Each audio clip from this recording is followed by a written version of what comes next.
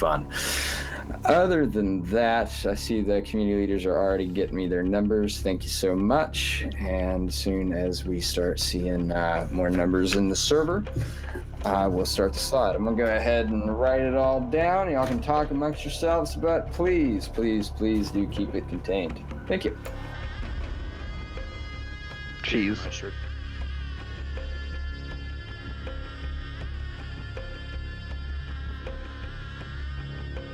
Is your shit fixed, Granny? Hey Bass, you want to Bro, it isn't. Snapchat? No, I don't. Because last time I did it to someone, I keep getting weird mail. It's okay, Bassbeard. I didn't say your Oh, address. they don't even work. Oh. Yeah, add me on Snapchat. I'll never send a message. No, I did send someone on Snapchat, and now I keep getting weird packages. It's a little weird. I'll give you a weird package. Oh no. All right. I'll give you a spicy Italian pizza. Oh my god. If you mail me food, then I'm more than happy to send you. Oh fuck yeah! I'll mail you some American food. No, just the last part of Liru's stream before it ended. Fucking just talking about pizza. Just. That'd be pretty cool. I'm not gonna lie. Just talking about his favorite pizza in the history of pizza. No, he was just chilling, eating pizza.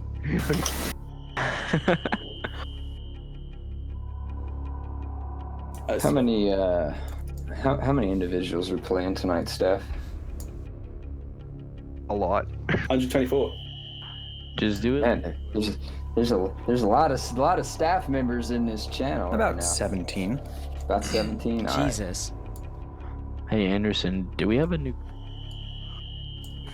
Not that's been announced to me, but they sometimes run in and I don't see them. Anderson Scandinavian's 5 now instead of 4. Scandi is 5. We'll notate that. There you are. Just have a small question. Hot mic. Server is at like 108 right now, and there's 124 people in this chat. So long, Bowser! Soundboards. Alright. New soundboards. Come on, guys. Let's all behave like adults. Don't want to have to remove you all before the event starts. Ways to get in there so we have some real juicy evidence against you. Oh my god. Quick plug, there's a Space Engineer server now hosted by FNF. If you own the game, Oh, the game's that working was... FNF Minecraft when? That was great! That was so great! We're gonna start this. That could not have been better timed! Oh! As you all connect to the server, if you are in the chat, Oh. we believe we've hit 124. Congratulations, you all can get into the server for round 1, but please start getting into the server. What the fuck? Alright, let me see. Task Force 121. Stone, thanks for the 5-month resub. We're just starting with the EU rounds. This is round 1, and someone was just fucking around with the soundboard. That's why I was laughing. Oh. Wonder if they've lowered the save start time. I doubt it, but this should be pretty simple. It's neutral sector. 121, let's correct that. Take you off there. Let's get the CS. But I'm no longer drunk. I am full of pizza. 4. And we're ready to go. Let me get Tau on Blue 4. Let's get UPSE on Op 4. Let me get BPL on Op 4. 29th on Blue 4. Cobras, can you handle the AR? Let's get Scandi Recon on Op 4. ML on Blue 4.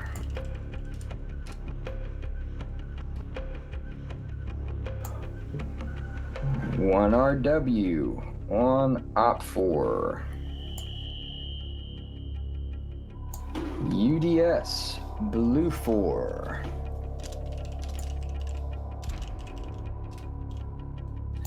SOG Blue 4. M2 Op 4. Let's get Zeus Community on Op 4.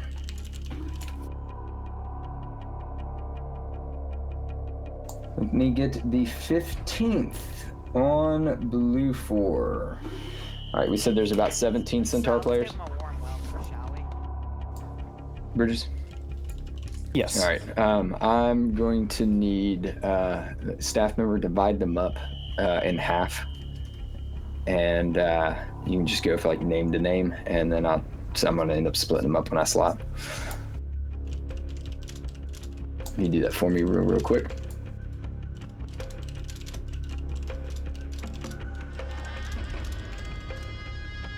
And while we're going about it, I need Blue 4 company commander.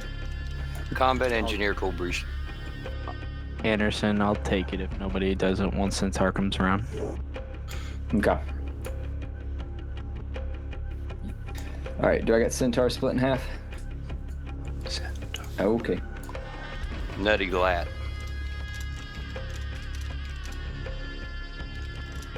Chad, are you here? Yeah, I just got here, man. What's up? Oh, how many you got? Two. Let me get you all on Blue 4, Chad.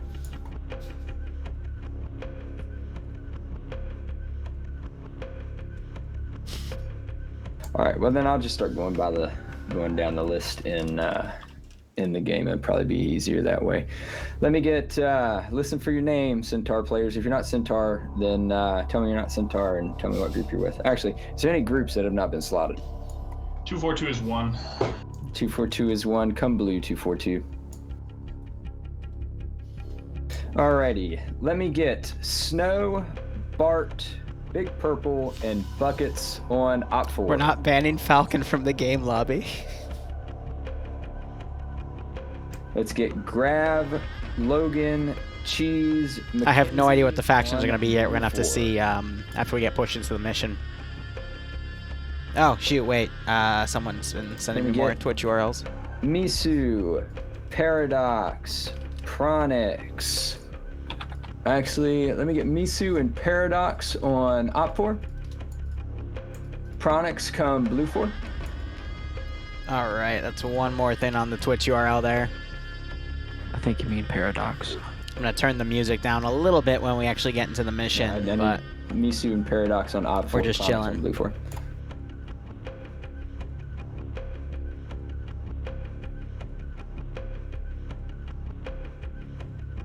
And then after this, I might take a little break, have some coffee, and then stream some random mission file development, since I have all right, Buckets, you videos are front Op logged. 4. Vito, are you a Centaur player? But we can build the next public NATO mission, build the Stargate mission, and then what? Russia Phase 3, Get it? We're still missing some of y'all from the server, and but a we'll meme push op. forward nevertheless. Which might just be Here, Nemesis you got Retirement 60 Home. seconds So on the clock. Let's get your company together. Alrighty, let me just have a quick flick through because I think it's all good. oh, my day was all right, Stone.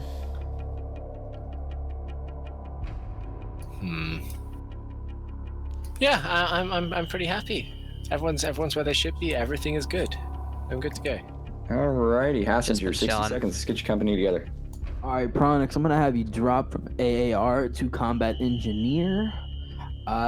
Charlie, you're alright. Vito, nope. Cheese, you cannot do that. You will have to go up with him. Vito or Cheese, one of you guys will have to lead from your spot there. Or you can get on comps with Vagrant. Other than that, I am good. Anderson Poe doesn't have a spot. That's a good Oh, can we get a slot opened up in the Alpha squads on Blue 4 for one of the second MRB members? Thank you. Nutty, go down to medic. Green Shade, go south. Cool Breeze, take that LAT. Poe, grab the combat engineer in Alpha 2. Alright, actually, I'll be 1 second. You need a Combat Engineer Alpha 2. Yeah, we will. You also don't have an auto rifleman in Alpha 1 anymore, Drew. Do you want Green Shade to come back? That should be Poe. Oh, you can put, yeah, we'll have Poe occupy, or however, it don't really matter to me, as long as Poe gets the slot. We need Poe at automatic rifleman in Alpha 1. Okay, yeah, Russ, can you go to combat engineer in Alpha 2 force? Alrighty. All right, let's go ahead and push her to map screen. Get this deal on the road. Thank you all for coming and spending another Friday night fight with us. We do enjoy your participation. Always good to see some of your faces around. Well, I don't think I ever see any of your faces, so that's probably for the better. I'll send you a picture of mine. No unsolicited face pics or pictures of your body or faces of where you live. Pics only. Now, see, my feet pics are worth money, not worth your face. Alrighty. Let's get a brief from our mission. It's me. Alrighty. This is a 1-to-1 ratio neutral sector scenario. There are 3 sectors to capture. Blue 4 wins if they hold the most points at the end of the round. Op 4 wins if they hold the most points at the end of the round. If you manage to kill one of the sides, then your side wins. Stay within the safe start zone, obviously, or you get teleported back in. Don't leave the highlighted play area or you'll die. You really don't want to die that way. It's no fun. It's a little embarrassing, and we probably will laugh at you. Do I have questions from our company leaders? Yeah, what's oh, you go first. Is it 100 tickets? That's 100. What's the time it takes per ticket? It should be the standard time, so I think it's set at oh hell, I don't remember. It's whatever the standard is. I don't know. Yeah, asking me maths. Do you know what the view distance is, or is it the regular? The view distance is 1 click. Oh. It was like every minute 20 it would tick up by 1 then, I think it is. Essentially, both sides you're going to want to control 2 points in order to win. So, one thing worth mentioning is that recently added changes. So after the first sector is captured, it'll wait 5 minutes before it adds points. So that's to try to prevent people just rushing for sectors, and then whoever wins is just decided by whoever gets there first. So there's a 5-minute timer that starts when the first sector gets captured, and then points will be added. Neat. Alrighty. Well, this is a simple scenario. Let's get this game on the road. Round 1 of FNF starts right now.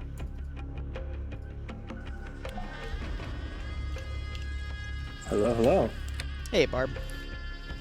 Let me, yep, I was about to say, let me get you to multi and change my name back to Liru. Wait, who are you? Your worst nightmare. Well, I know that. The guy you pay rent to chill in his basement. I mean, I don't know about being tied up as chill, but hey, whatever. Why is he always so horny? We don't need the horny. Oh, damn. How many people just got kicked off? A big chunk of people. Oh, we had this happen on the other server for EU. Lamau. I'm not. Team 6 now. Chilling in the basement sounds fun. Let me see. Did I get kicked off again? No, I'm good. Are you kicked off? Dane. Nope. I'm in the server. That's where all the cool kids go. Yeah, probably the script. Celeboron, thanks for the 16-month resub. Hope you keep enjoying the operations, and I hope you get a kick out of this. But otherwise, I think they'll be fine. Mission is called Tears of the Sun. It is Op for Chinese versus U.S. Marines. Looks like U.S. Marines. It's 556, 203 systems for the Grenadier weapon. 249 Bravos for the squads. 240 Bs for the Mat team weapon. I did think that I heard Charlie 2 was taken, yep, by Morty, and he gets a Maz as his shock weapon. Awesome to see that there. And then, of course, they're going to take the Marksman, who has Mark 11 20-round magazine by Bay Potato, who does know how to use it. And otherwise, you're going to see everyone get organized down yonder in Blue 4. Now, Op 4, however, is China #1. So, they have 6.5 caboodles. No, 0 for 3. Kabaddi? You're switching up the syllables. There we go. Did someone say that? No, I just figured it out myself. So 6.5 millimeter, they have their own 40 millimeter grenade launcher system, which I believe both of the weapon systems can use the same type of 40 millimeter grenades. So that is nice because these are vanilla weapons. And otherwise, with those 6.5s, looks like the squad-based infantry weapon is a PKM. I would assume that Charlie 1 has a PKP. Yep. And then Charlie 2 is an RPG-32. That is reloadable. And I think that is it. Let's try to find X-Ray here. X-Ray is... Big... No, it is... the vanilla VS. Yeah. Yes, the Bullpup 7.62x54 rimmed marksman rifle. So keep just in line with the futuristic Bullpup design, and it's got that very nice. I think that's a 10x scope with an RDS on top. Yep, the I think it's the vanilla DMS scope actually. I believe so. Actually, no, it's not. Oh, it could be because that top sight is on it. It is. Here, I'm gonna quickly look at his first person. Yeah, it does look like the vanilla DMS. I hate that scope. Yep, it is because of the scope and has the V instead of the dot. I fucking hate that thing. But that thing, yeah. Yeah, I hate it a lot. It's just absolutely fucking hate that thing. But let's see. Falcon is looking into a tree, probably to hang himself after that dad joke I made after him. But anyway, let's talk about the AOs here. So first off, we have Alpha by Blue 4, which has a solar tower in it. It's actually like... Yes, a big solar facility, you could say. Except it's not a good solar facility because they're all pointing in one direction. Yeah. I could see like a good perimeter being made here, but that's going to require a lot of investment. But these battle towers could do really well to kind of hold that AO, and then you have an internal team defending. Otherwise, with Laga Solar, there's a lot of military stuff just propped all around, which is really cool. It's like just a massive sandbox. So, you know, just seeing all these facilities and whatnot, I'll be really curious to see how both sides utilize the defenses and then how both sides are going to do the offensive strategies as well. But overall, Alpha, 4 battle towers on the internal perimeter, 3 more to the north, and then, you know, all the way going up to where I believe that's Bravo on the Op4 side. But with the internal enterable building, usually it's called the research building. I was going to explain why, but I forgot it. But basically, it's just one of the, you know, Arma 3 Altis enterable buildings that is non-destroyable.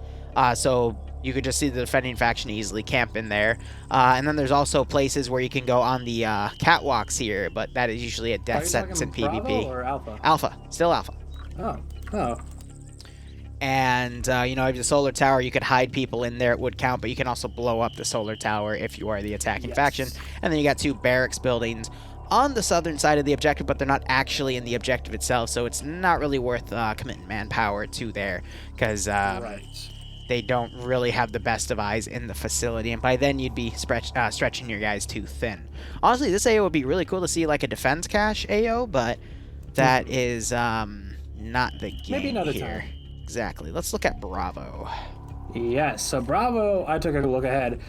Very much reminds me of the Tanoa and Sugar Company, you know, factory area on, well, Tanoa. Except a bit more spread out, not as condensed, but lots of industrial refinery types of buildings, oil cisterns, shipping containers, cargo containers, warehouses, the whole shebang. Some of these buildings are enterable, some of them are not. I think most of these big factory buildings, they have the catwalks on the sides and on the top, etc., but they are not enterable themselves. But yeah, kind of like what you're saying with the catwalks in Alpha, lots of perches, lots of angles to be wary of with attacking this place. Defending is going to be, you have your pick of the litter as far as where to defend from, so I could easily see the marksman or machine gun team setting up on some of the higher areas and just raining hell from above. I'm going to be honest, I think Blue 4's home objective area is a little better here. I would agree with you. This isn't bad by any stretch of the imagination. The objective area itself is right smack dab in the middle by the, I think it's like a power plant. But it's not terrible, but there's no battle towers, there's no like defense, entrenched positions, that kind of thing. Another small gripe I have is Blue 4 is about 50 to 100 meters closer to their initial objective than Op 4 is. Judging by the map, they're just a hair under 250 away from. Op 4 is about a. Yeah, Op 4 is just about 250, a little less, but Blue 4. It's like 175. At best, yeah. That is this is a good time to mention what they said in briefing. For this mission specifically, there is a 5-minute countdown timer before points start getting tallied. So I do like that. To help prevent, I do too. So help prevent, point rushing, and just the first team that gets there gets the win. So both both Red 4 and Blue 4 should be able to take their home objectives well before that timer, is past completed. So it would come down to who can take Charlie. Charlie's equatorial hell, from the looks of it. Defender's advantage. There's one way in. You can vault over the dirt areas where the wall's cutting through it, which I actually kind of really like that idea. I might steal it, but it's really easy. So Blue 4, looking at the map, is closer, but they have more obstacles in the way. These small ponds, the terrain kind of goes up and down a bit more than I think it does for Red 4. Yeah, I think they have a bit more of a straight shot to the actual cap point itself, which is this big compound area. Actually, it's just the specific one is the closest to the barracks building, surrounded by the gray concrete walls. So, like you said, absolute hellhole to fight over. It's going to be tough. Whoever takes it first is going to want to get really heavily entrenched, but we shall see what they are able to do.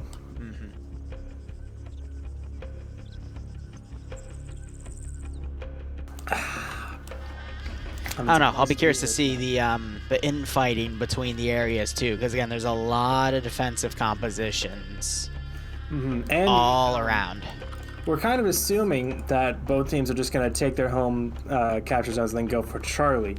I could also see a kind of, not quite a trick play, but kind of doing the opposite, taking, say, Blue 4 takes Alpha and then pushes through Capipana and pushes up through that kind of weaker defenses on the southeast side of the Bravo marker, kind of skirting around the defenses on the southern side of the factory itself, and getting in there, taking their home base, because obviously this is one life. It's not like they're going to be respawning there. So if Red 4 sends a majority of the forces to Charlie, they're going to have the rug pulled out from under them.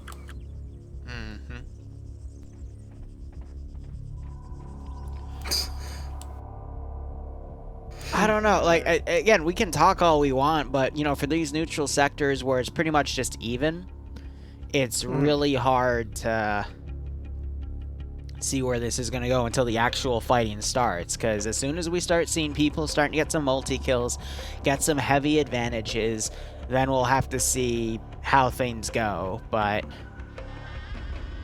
nah. Barb, what the hell are you doing in my chat? Sorry, I couldn't help it. I saw what that person wrote above, and yeah, that's we don't talk about it. But yeah, this is going to be very much an interesting match. Depends on not so much what is used, but how these two sides direct themselves and their forces. I would love to see one side try and take both Alpha and Bravo and just kind of leave Charlie alone, but it would definitely be more exciting for that very much head-to-head kind of battle.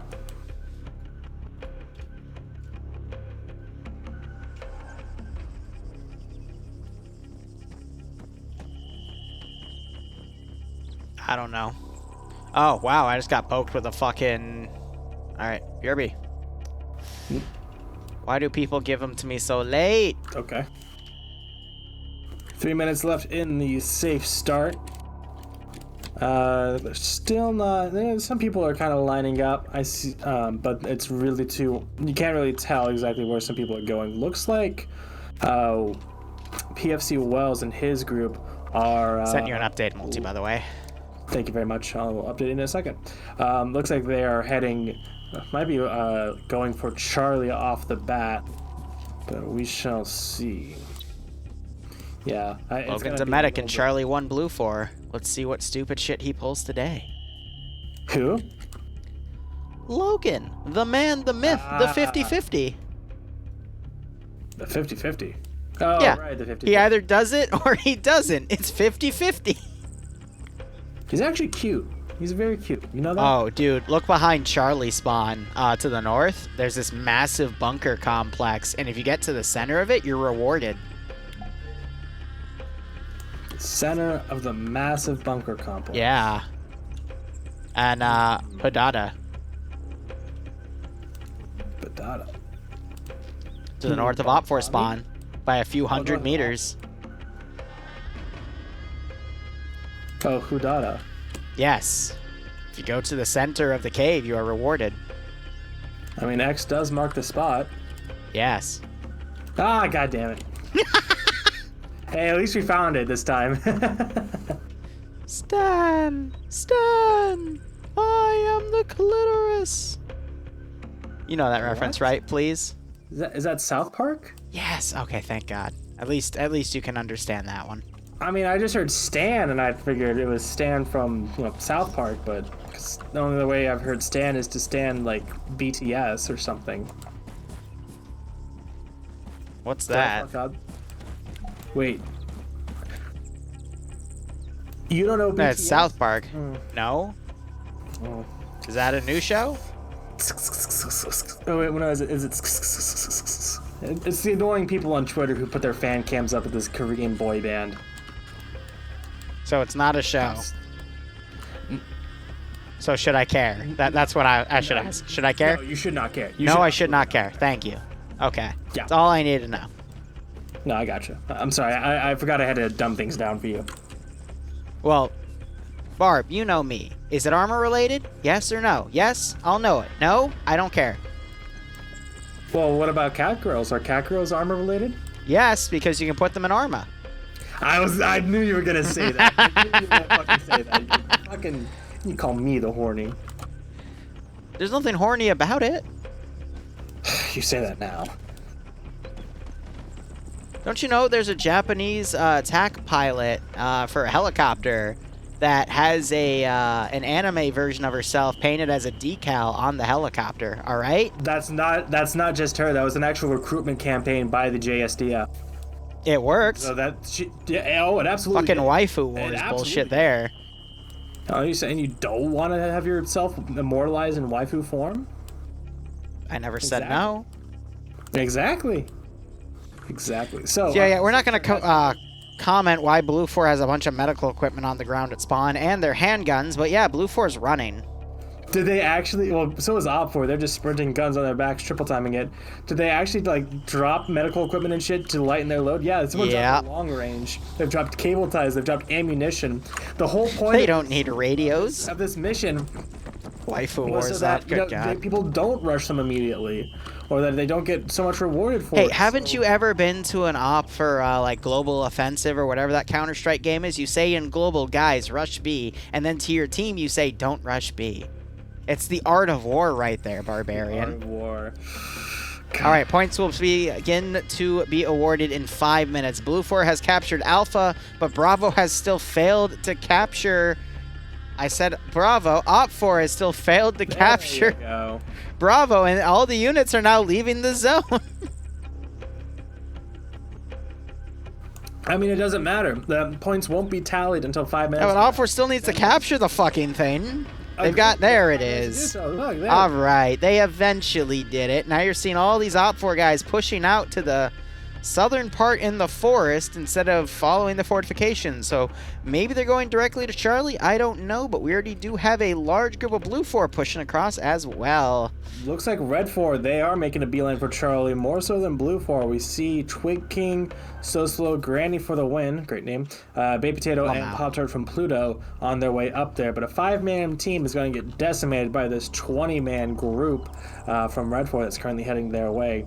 So yeah, it looks like Blue 4 is going to be going for the Alpha Bravo play, whereas Red 4 is going for the Bravo Charlie play. So it looks like Foxtrot 1 for Red 4, led by Nemesis, will be setting up in those southern defenses southwest of Bravo. So they should be able to hold off somewhat decently, at least half decently, in these very well-made defensive positions. But numbers may prevail in this case, and we should actually be having our first contact soon, as Jay Hudson and the Bravo teams for Blue 4 should start getting eyes on the Red 4 teams maneuvering south. You know, this is actually really surprising. No side has units really playing D. They just have like 1 or 2, and that's it. And they're both hiding behind dirt walls. Amazing. Oh, we actually do have a bigger group now. Just west of that 5-man group, we have Foxtrot, Echo 1, Platoon 2 HQ.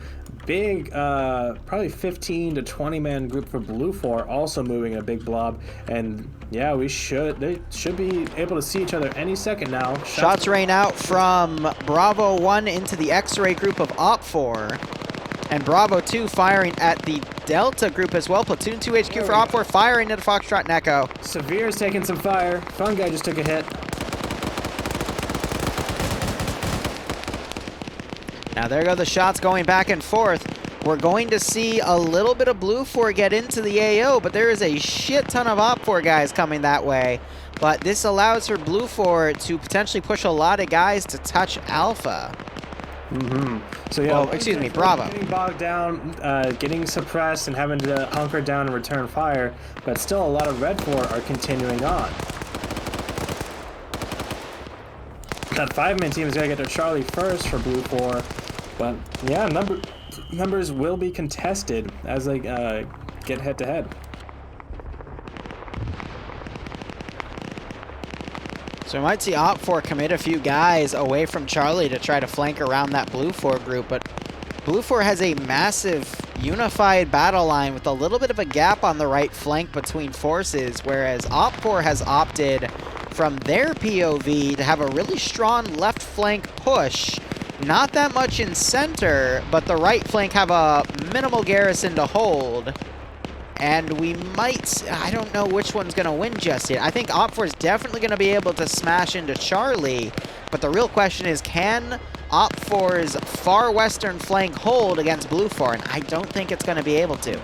Twig King is up in one of those battle towers with the Vector 21. He does have eyes on Op 4 movement, and he's pulling out his GL.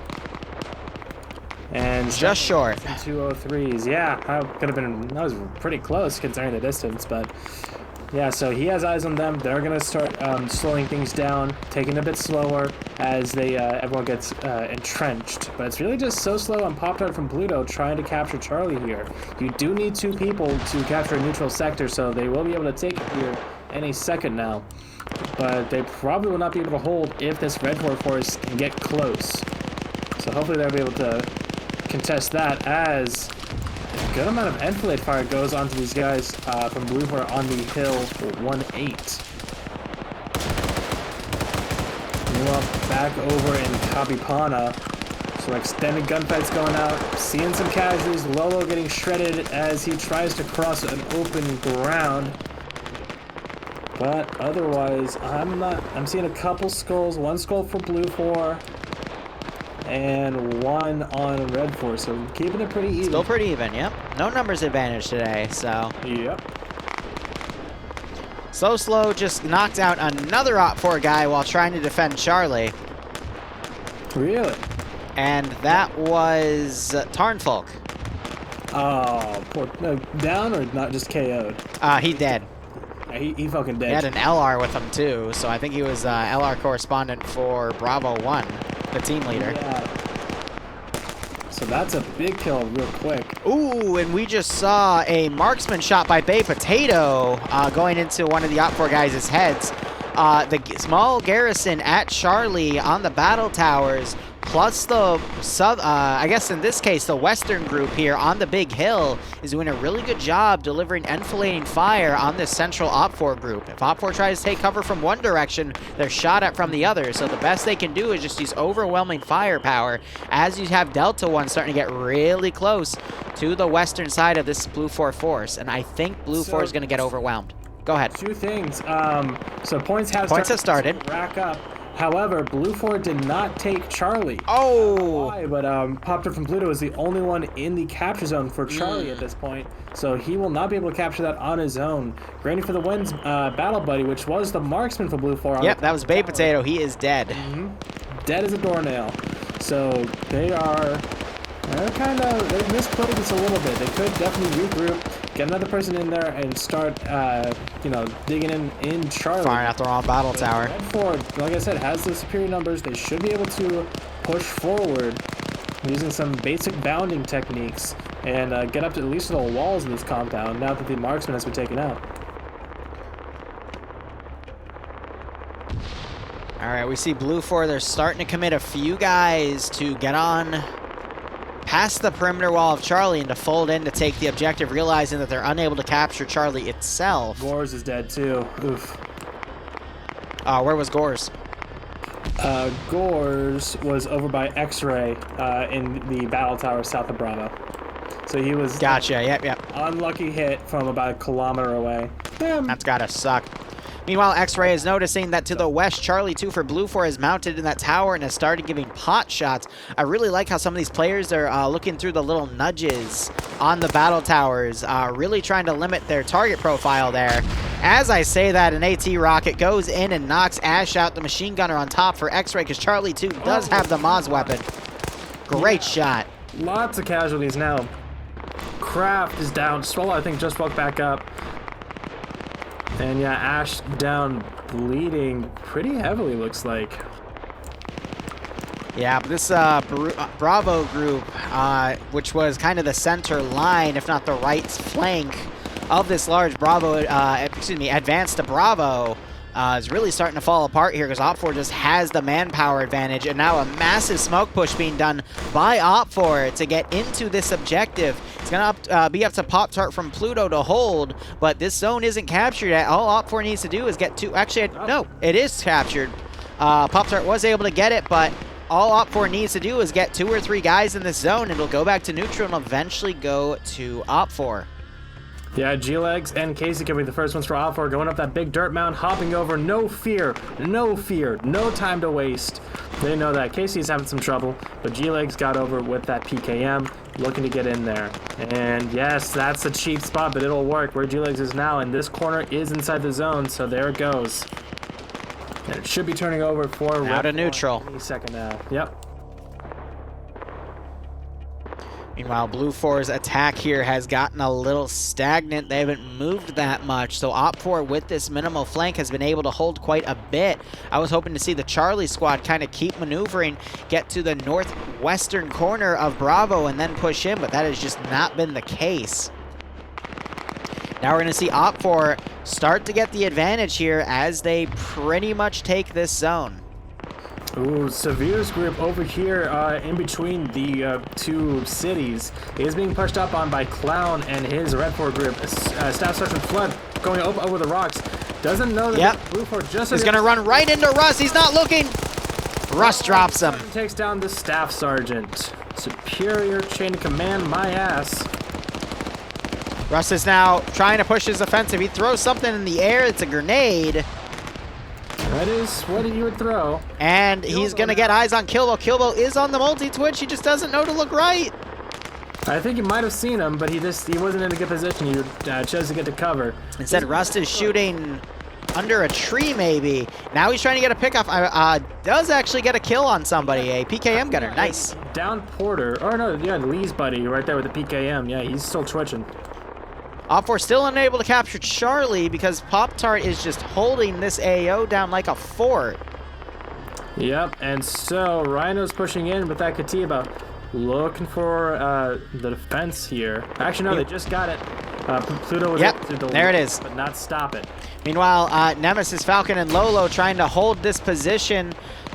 Blue Force trying to lob some GLs in, but it's danger close at this point. It's making Night Owl turn around and wonder. And Lolo's going to be holding this on his own. Gets the headshot on Thorn.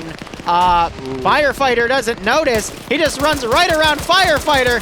Lolo pulling the sneaky play. Gets caught in a reload. Tries to go prone to evade the shots, but Jemaya gets the back. And now it's Nemesis. Nemesis double tapping, triple tapping an already dead body. Thorn, I think, heard those shots. Falcon is also in the barracks, though. Yeah. The Nemesis, he's hiding pretty well. Oh, there's Falcon coming in the rear, getting some shots on Jemania here. Yeah. Jemania. He's up, just gets a headshot on him. Yep, gets Jemania's buddy. And is running around. Jemania doesn't know what to do. He's just deciding to move. And he gets dropped by Falcon. The teamwork here between these guys is amazing, but Nemesis gets knocked out as he tries to crawl in. Charlie 1 catching him in the ass. Oh, Lord.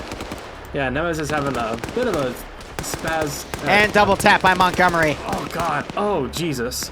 Oh, please. You okay? Oh, Lord. Do you see Nemesis's body? No, but I see Falcon trying to murk Rust here. And unfortunately, Falcon gets killed. And double tap by Bridges. Oh, God. And his body also, yeah, I see what you mean. Okay, yeah, that was interesting. Oh, Jesus. And I see where Nemesis's body, yeah, okay, you know what? Okay, yeah. Do you ever read that article about the Chinese PLA? Like, they have a new technology where they can remote detonate an explosive on their soldiers to maintain dignity. I don't think they did that there. The dignity was not maintained in this. It was something different there. Meanwhile, looking back at Charlie here, Rhino going on the roof here. Pop-Tart actually opens the door and peeks his head out. Casey is none the wiser. Couple shots, doesn't drop. And Rhino's like, where the fuck are those coming from? He's looking to his east. Casey knows where they came from. Rhino's gonna be shouting. Sees an angle and drops Casey. Yep. Really good play right there. Chest, yep. Pads just saw Pop-Tart go back into that building, though. Now you're having legs firing down on Zine. Oh, no, he killed someone in this perimeter here. Op4 gonna start getting the point advantage. Rhino lags out and gets dropped. Ooh. So does Trick King, but in a different manner. Pop-Tart switches. Gets dropped because Pads runs in. Oh, but that grenade. I don't think Pop-Tart's waking back up. That grenade kills him.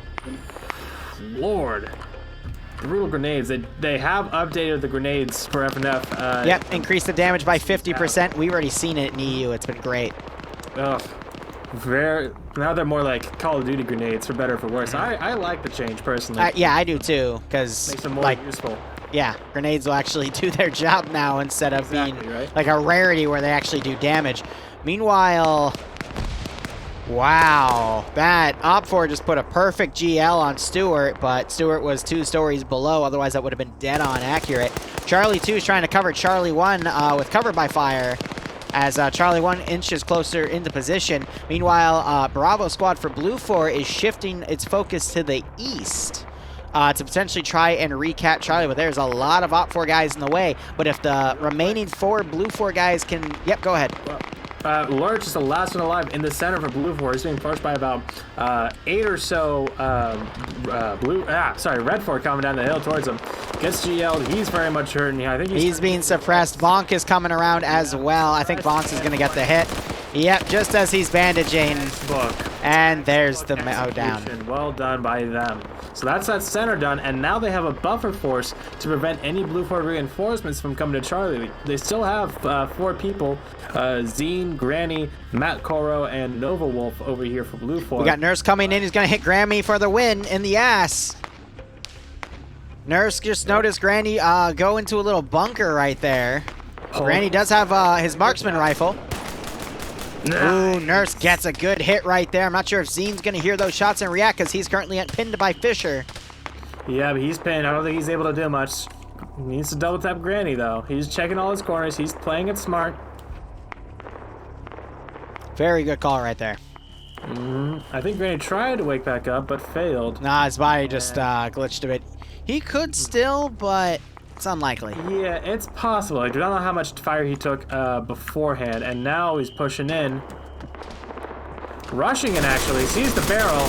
Oh! Around the corner, and... Zine, I noticed he did a sidestep there. I think he just had like a half-second lag spike right there at the worst possible time, and he just got taken out.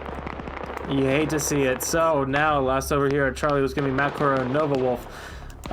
We are seeing a decent blue forward push up north of Kabipana. Yep, Charlie squad. The X-Ray and Alpha 2 with him as well. And some remnants of Nemesis's group.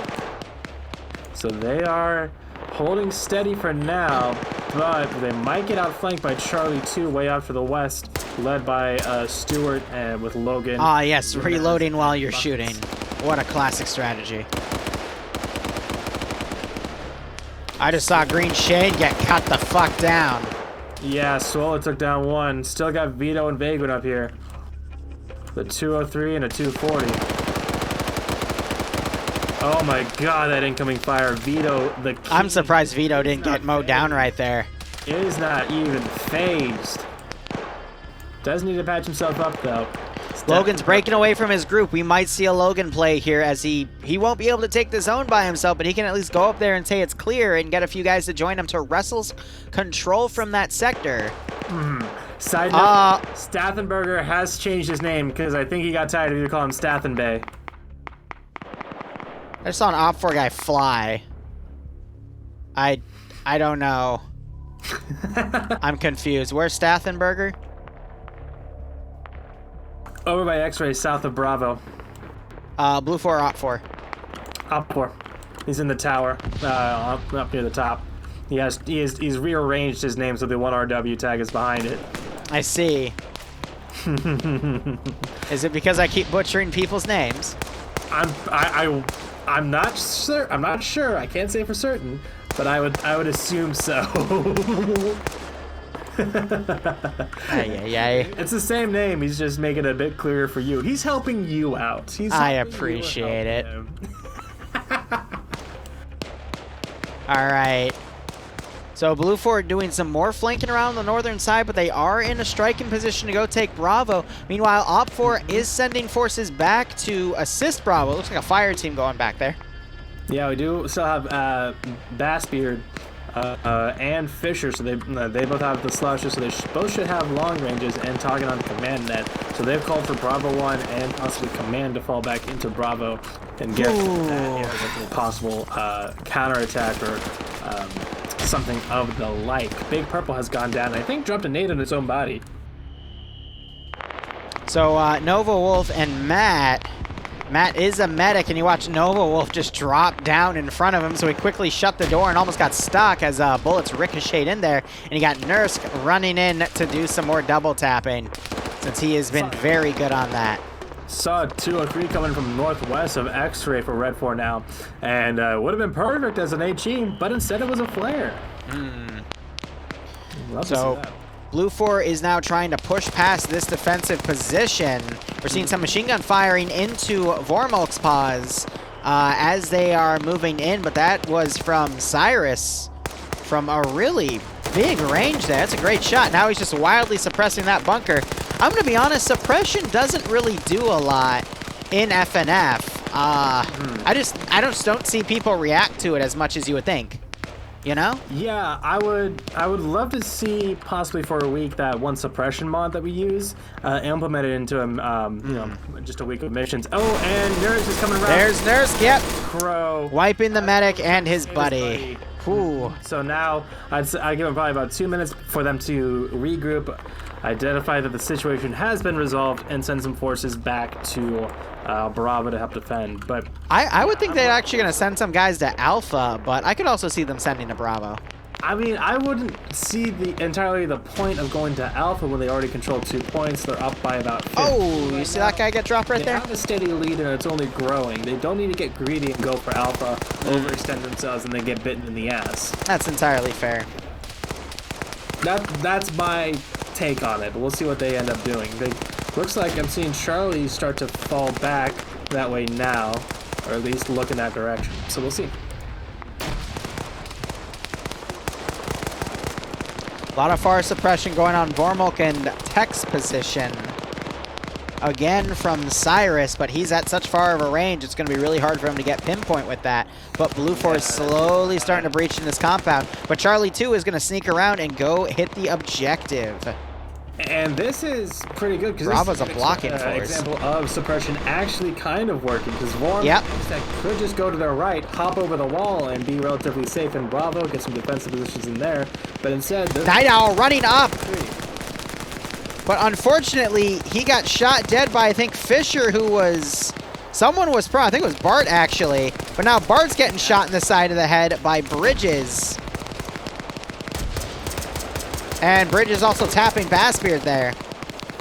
Great maneuvering coming in from Blue 4 for this position, yeah.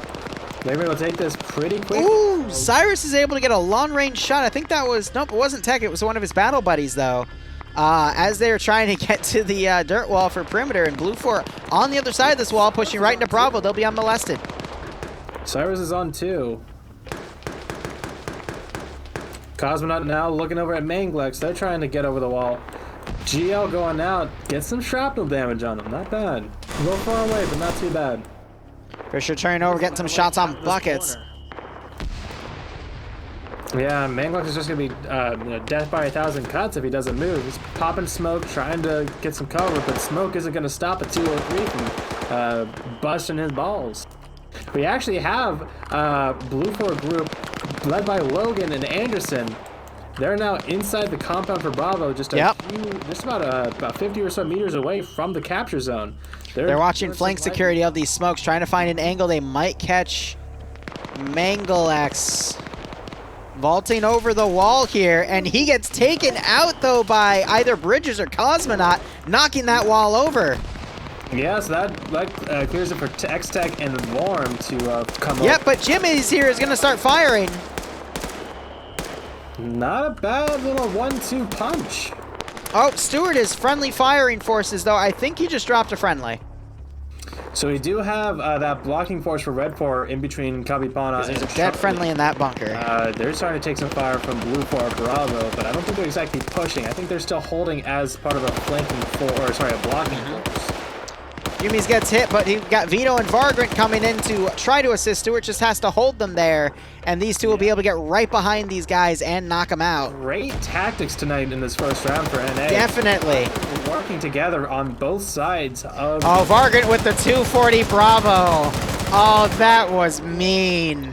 That was sexy, but holy crap. Yeah, you ever seen Swiss cheese before? And Stewart now getting trigger happy again, firing on friendlies. Yeah, and Vito actually pulls back on the other side. He's getting shot at by Red 4 Charlie, who started to come back. Yep. Kind of a bit too little too late, as this Bravo point has gone neutral. Anderson and Logan going for the cap. Bravo has been wrestled out of Op4 control. So now Red 4 has a choice. They've already got a decent force over here by Bravo. Do they commit to the retake, or do they try their luck in trying to take Alpha? It's definitely a gamble either way. I would honestly think that they would send some people back over towards Bravo since they already have about a squad or so up here. But they're gonna need to make that decision quickly. They have a 21-point lead, and once Blue 4 takes Bravo, it's only gonna start shrinking. All right, so here's what we got right here. Blue 4 has taken Bravo. They've got a decent force up by Bravo. They got a decent force up by Alpha, because the battle line that Bravo was making in the battle towers, they kept the southern part of that battle line there to take that tower, and they pulled the other forces back and made a really nice L in between Alpha and Charlie so they can catch any forces maneuvering through. There's a weakness if there's a wide flank, but Op4 is unlikely to commit something like that. Plus, if Blue 4 is keeping good 360, they would be able to spot it, because if you get on Carlson's level and look to his east and south, it is all flat. There are barely any good hills to rove around unless you get very far out. So Op4's in a little bit of a pickle. We could still see them with their Charlie squad push in and retake Alpha, but that is going to be bloody because it's a bit of an even fight, and we do still have Stottenbay up in the battle tower. I'm going to keep pronouncing his name wrong, but we're going to see if he's able to pull any special maneuvers here. But for now, as Blue 4's points are going to catch up, because they'll take Bravo any moment now, this is going to stall out. We still have a good chunk of time for this first round. Yeah. So they, let's see. So if once they take it, it should be like, all right, so at this point, let me do some napkin math. He's just chilling that door. So Red 4 and Blue 4 should meet at about 70-75 points. That's about the point where it would get even. Yep. After that, so Red 4 probably has Bravo taken by Blue 4. To really, yep. Once they take that, or once Blue 4, sorry, once, never mind. I'm not even gonna try and force that point anymore. Point is a limited amount of time, and Op4's getting 3 guys to the direct east of Bravo, and you're seeing them with that 240. He is trying to get a few shots here. Just rocking out with his bipod out. Yep, he's trying to line up shots on Charlie 1. He's got a nice holographic scope. That is going to help him see targets.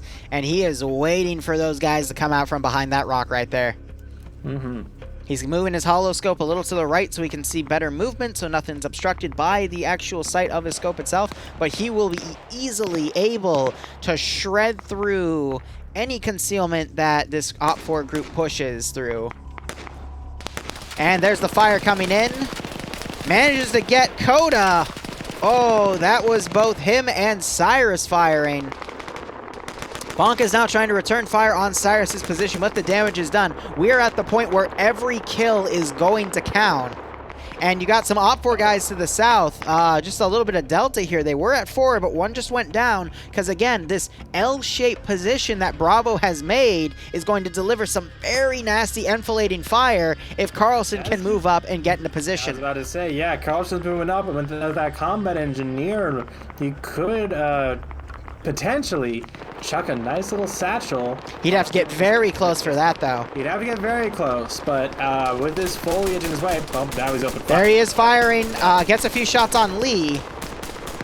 Ah, and there's the headshot. Lee, very nicely done. And Kunk. Now he's firing some double taps. He's Kunk is gonna notice he just got shot in the face, though. That was T5 Bay of Montgomery, specifically T5 Bay on his first kill. Great job covering Carlson there. Yeah, I don't think Red 4 is gonna have the numbers to make, and they have to commit to one of these points. They need to bring all these guys back from Charlie. They need as many people as they can to retake Bravo, and after that, we'll see what they're able to do. But yeah, this is looking more and more like a Blue 4 victory. I will say, I think Op4 started losing the fight. No, I can't say that, because from what I've seen, Op4 in the small skirmishes have been winning. I saw, Nurse got 4 kills, Nemesis and Falcon hold against a bunch of Blue 4 guys and drop quite a few in a compound, so I guess it's just been the firefights that I haven't been able to catch where Op4 has been getting slapped around. Specifically with this Blue 4 push to where Stottenbay's tower was, and now with them stopping Op4 from getting back in the sector, now it can still be turned around. Op4 has a little less numbers here, even though I just saw them lose a guy. Yeah, Logan got his first of the match. Of course he did. Yeah, only ones that are back here for Red 4 are Clown, Armagesus, and then Pierce and Martin for command. So they're not pulling in because now they realize that they're needed. They've hung out in the back long enough as officers, but yeah, Alpha for Red 4, Platoon 1 HQ, they're actually pushing it down towards Alpha. They're going for the gamble play, kind of cutting their losses with Bravo and going for that, which actually, looking from our position, is the right play, but they obviously don't know that for sure. Go for it. OpFort to the south does have a large amount of forces here, starting to commit to Alpha. Blue 4, I don't know where. Oh, it's because they're committed part of Bravo to the north on Bravo sector. So that just stretched their southern line thin. And now OpFort might be able to capitalize on that and sweep OpFort out from under them. The issue here is now it's leaving Charlie really undefended, and you might see Blue 4 sweep guys over to take that sector next. Lots of machine gun fire from Chupless. I think that's a 249. Sounds Arma Jesus putting some shots on Vargrin and Stewart, but Jesus gets his legs knocked out again. He's been in the corner bandaging, and that firefight yields no results. Anderson and are on the exterior. Yeah, but they could get on that dirt mound and look over and drop both Clown and Arma Jesus. I'm watching him. He's got that M16. Oh, he's playing it smart too. He's waiting for Nutty, so they go up together, stick together. Nutty, both of these guys are formidable players, but Anderson's the guy that runs the NA branch. Funny enough, Martin is nearby, the server developer. It's time for some admin abuse on admin abuse. Oh, if Anderson times it right and looks right, he's going to catch Clown out of position. He goes guns up. Starts trying to splay Crown with Nutty. Anderson ran out of ammo, too. 3 bullets in there. That's why he coordinated with Nutty first in there to get that drop. We were hyping him up. We were doing him a favor, and he repays us by doing that. Either way. They still got the kill. Vito got the kill on Arma Jesus. I'm sure he will rise again, but otherwise... Give or take 3 days, yeah.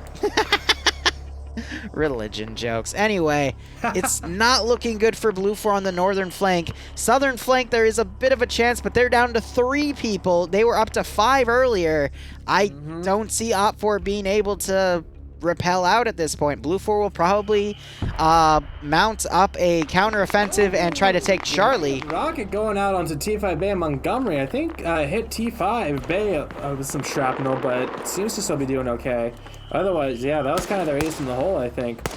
Yeah, I'm not seeing it. They need to commit. They need to bring out this garrison force and commit or die. Okay, so my napkin math was off, so it looks like they might link up at... about 85, 84-ish. Yeah, so honestly, if OpFort is able to push in and take one of these places, Bravo's out of the question. Too many Blue 4. By the way, hold up. Nutty Person and Anderson were able to tap Martin and Pierce, and now OpFort's northern attack is no more. We still have Stottenbay in the back, but he's not going to be able to take the sector by himself. You need at least 2 to capture the sector, but he could at least make it neutral, I think. I don't know. The rules keep changing on that regard. Sorry, on what regard? I got a sub, so I was saying thanks to them. Stottenbay is coming in to Bravo. He's on his own, though, but he does have a machine gun. And we have seen time and time again what a machine gun can do. Maybe he was alone because everyone else in his team got wiped. Yep, but they never cleared the rest of that battle tower. Exactly. Blue 4, honestly, 15-minute warning. They just have to play a defensive game and just wait for the points to count up. What the fuck? What the fuck? What the fuck? What the fuck? Why?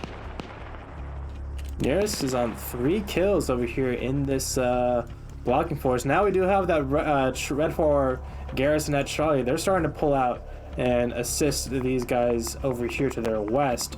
So they might go for Alpha. But they're going to have to make it quick because they are catching up pretty quickly.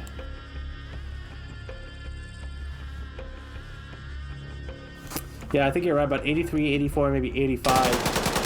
They will get tied up. And after that, it's not going to take long at all. We did also see that 50-minute timer start.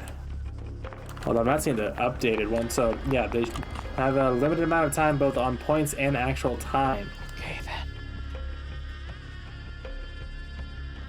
Lacasola has zombie bunnies. I was about to say, why is your chat talking about zombie bunnies? Where are they? They're around. They're client side. So you'll have to find one yourself. I was wondering what added, because we added Lacasola to TSB main. I'm like, what mod added these like zombie bunny things? Yeah, it's Lacasola. There you go. Oh. Learn something new every day. Stoughton Bay avoiding 2 players. Now we're having some Blue 4 guys head towards Charlie. We still have Misu there in the similar position to I think it was Rhino. Just holding off on his own with the PKM. He might be able to hold him off for a while, but he will not be able, if it gets neutralized, he won't be able to recapture it, I don't think. Mm-hmm. So just explosive traps, as Op4 is desperately trying to get to Alpha, but at this rate, with Blue 4 moving to Charlie, I don't think there's a way. We're about to see, it's going to be at the 84, 85 mark where we'll see Blue 4 overtake Op4. Yeah, Stathenberger still playing it, you know, being really cautious, a bit overly cautious, but I mean, yeah, he does have to play this smart, and that means holding your trigger. Oh, I just saw Stoughton Bay take a shot to the face by Anderson on the dirt mound and still survived. He's still alive, don't get me wrong, but that was a nasty shot. I guess it hitboxed to his arm. That should have been a kill. Meanwhile, we have Montgomery and Shoopeless, 2 Blue 4 guys that are about to run into the Op4 offensive. Time as Nearest is pulling up. Nearest is going to see him and shoot him in the back. Yeah, he's going to wait to get to a stable position. Yep, he's running right to this log, that's why. He's actually the wrong way. No, I guess he didn't notice him. Yep, okay. He is looking that way where the shots were coming from Hudson over there, looking over that dirt mound. I could have sworn he should have seen them. I'm right there with you. Who knows? Maybe he's in pain, and the pain effect was clouding his vision. Mm-hmm. And there we go. 86 NATO.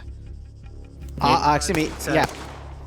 No, technically, just, you know. Technically. I mean, Blue 4, Op4. 86 Blue 4, 85 Op4. This is US, so technically this is CSAT versus NATO. Fuck's sake. I hate you. JK, I love you. I know. All right, Op4 trying to rush in here. They're going to be a little bit quicker, but they got a lot more resistance to deal with. Meanwhile, Blue 4 has a bunch of guys randomly fanning out, not going to Charlie. Okay. And pulling back, yeah, because Stoughton Bay's pulled way south too. What the heck? Well, he's getting out of there. He's been made. He's retreating to a better position, trying to break that line of sight and get into a position where he can do an ambush. But yeah. Ooh, Shoopeless getting Shoopeless to the face. All right. Yeah, if they're able to push it here, the command team, Passinger and Grav, they're not in the zone. So if they're able to, if Redford's able to hop the wall and push in, it's going to be close. Nerska's going to hit Montgomery in a moment. He sees Montgomery, waits for him to stop moving, misses those initial shots, and he is not landing them. Red 4 might be out of time. Maybe a couple more minutes. They got to get in there and at least neutralize it. Nurse takes a grenade and gets killed. 2 beautiful grenades landed on his paws. Olaf, please, pads. You need to take out Hudson and push up.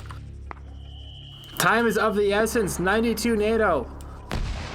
4 more takes and NATO wins. That would be anywhere from 2 to 3 minutes. Sorry, wait. Yeah, 4, because 4 times 2 is 8. Yep. I can do math. Fast math. Quick maths. But yeah, they're still pinned down here. Pads and Olaf, they're unable to move, not sure on what to do. Either that or they're not where to shoot, where to move to. Honestly, 94, another minute before the sector even gets done, I think it's GG Blue 4. Yeah. Because just mathematically, they only need 1 sector to tick 6 more times, which is 3 minutes. And in that time, yeah, Op4 can't capture anything. So It might be 199, but I think Blue 4 is going to win this. Oh my god! Did you just see that? Blue 4 had an explosive trap and killed 2 people! Wow! Of course, there's a cherry on top for Blue 4. Pulling this back and getting a 2-man explosive kill, which you never see those get even 1 kill, let alone hurt anyone most of the time. So to get 2 kills? Hot damn! What the hell was that? I'm not even seeing, maybe Carlson, he's coming back now. He might have spotted them and popped it. Yeah, he would have been at a decent angle to see those guys, or maybe Sholin or Nielsen called it out to him. But damn, that's the nail in the coffin. Yeah, no, GG Blue 4. They're not even gonna get close to this perimeter.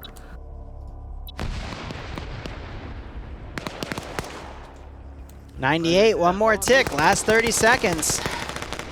Olaf winning that one-on-one though, but he's gonna be out of time. No, yeah, nowhere near enough. As Hudson comes around while Olaf's in a reload, and Olaf gets Hillary Clinton. Straight down. And again, great effort from both sides. This is a great match, but there it is. 100 points for Blue 4, G frickin' G. Cheers, I'll drink to that.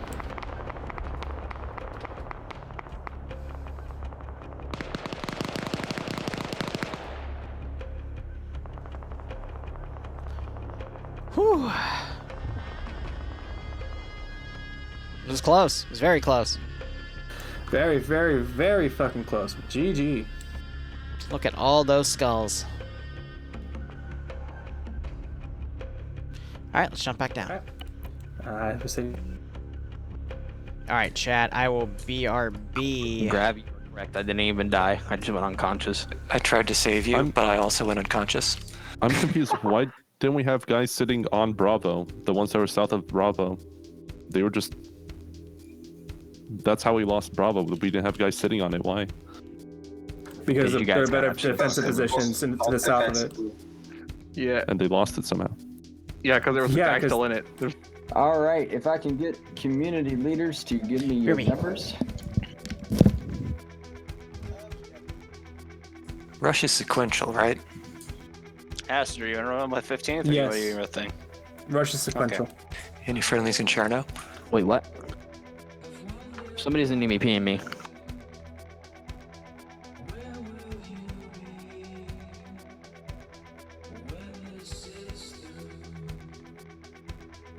CSC, how many are you? 7. I think we forgot to put it on there. Actually, question, did anyone else notice people who disconnected and or died being teleported back to spawn and being alive on the map? Yeah, negative. I saw that. I saw someone rejoin and then their body was like on the map for just a second, then disappeared. It's a caching bug. Oh, okay. As long as they weren't actually respawning, it's fine. No, it's just that. It's just deleting the model, and it teleports it back to its origin location, and then deletes it. We're playing One Life, they're playing King of the Hill. That was a tough fight. That was fun. It was a great one to cast. Honestly, it was so exciting up to the very end. Shout out to was it Carlson, I think, that got 2 people with an explosive trap? Nice. Alrighty, let's see here. Let's put the second on Op4.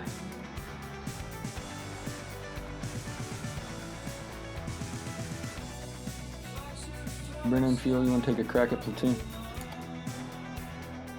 I'm down. All right, take platoon sergeant, Brennan.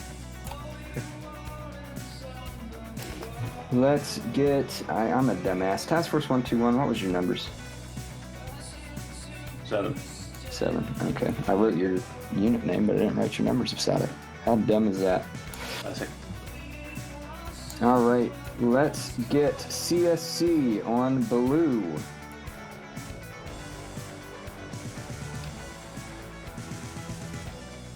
'29th on Blue.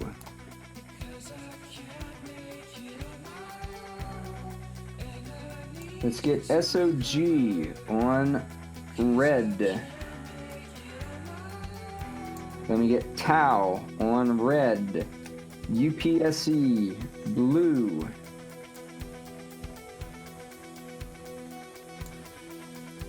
let's get Task Force 121 on blue.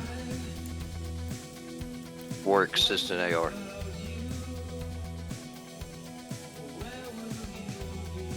Can you slot 1 RW because I need to pee? Now, Pierce said there's no excuse for you to get a jump ahead of everybody else in those lines. You know better. I'm gonna wet myself. I'm gonna make you wait till the last time now. Let me get BPL on red. Is he gone? All right, 1 RW. You can slot blue. Fucking knew it. I'm glad I went there. All right, let's get Zeus Community on blue. CGK on blue. Scandi Recon on red. Let me get the 15th on red. Let's get UDS on blue. We'll get Chad on red. We'll get M2 on blue. Is there a community that has not been slotted? No. It's 15th. ML 15th is on Op 4. How many are you, ML? 4 ML. Let me get y'all to go blue for me.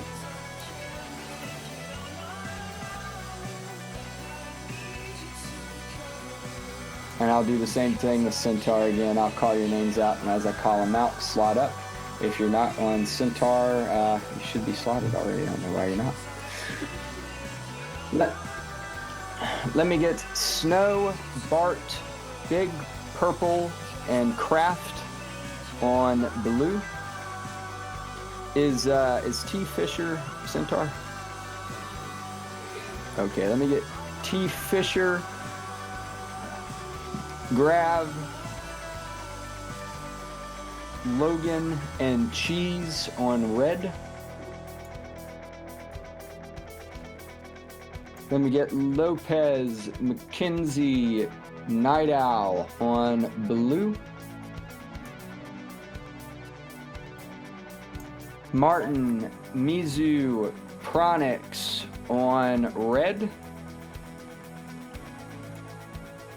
And we'll get Paradox and Vito on blue. And I have a company commander on red. I need a company commander for blue 4. Can we do it from platoon?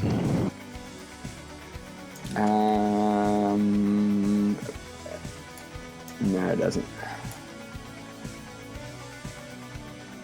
It's your call, Drake. It does look like you have 2 full squads down there, though, in second platoon. Yeah, I'm just saying the platoon leaders are on the same net, are they not? They are. I mean, yeah, you can run from platoon if you want. If you can. I think that might be easier given the numbers is all. All right, you want to do it? Sure. All right, Drake is leading from platoon. Snow Owl, you are blue 4. Go on, Fox lead. All right, well, Drake, 60 seconds. Go ahead and get your company together. Let's see here. Do you need to be in an MRAP driver slot to drive the All right, sorry for taking that long of a break. I just wanted to make myself some coffee. Alrighty then, in that case. Just one more guy in golf would be great. No, Greg. Yeah, that'd be good. If somebody wants to volunteer, and then as long as everybody on like Delta teams and everything on second platoon is going to get on comms with Pierce, I think everything looks good here. Alrighty, Fisher, 60 seconds. Go and get your company together. Twig, do you mind taking platoon 2 leadership? Yeah, sure, buddy. Alright, thanks, man. Someone slot in for his leadership for his squad. Looks like Foxtrot. Everybody in Foxtrot, do you mind moving up to Delta? There's only 3 of y'all down there. I'd rather you get a full squad. My golf looks good. I think that's pretty much it. Alpha, Skatini, if you guys want a medic, slot one, just so you have a medic. And yeah, everything looks good otherwise. All right, there's Hassinger and Rest, if y'all want to pump up to Delta for me. I think he's trying to consolidate. Yeah, that's the way too. One of them might be AFK, so. Foxtrot 1, literally, just ammo man, no machine. Oh, there it goes. Oh. It was going to be a team with. All right, let's push her to map screen.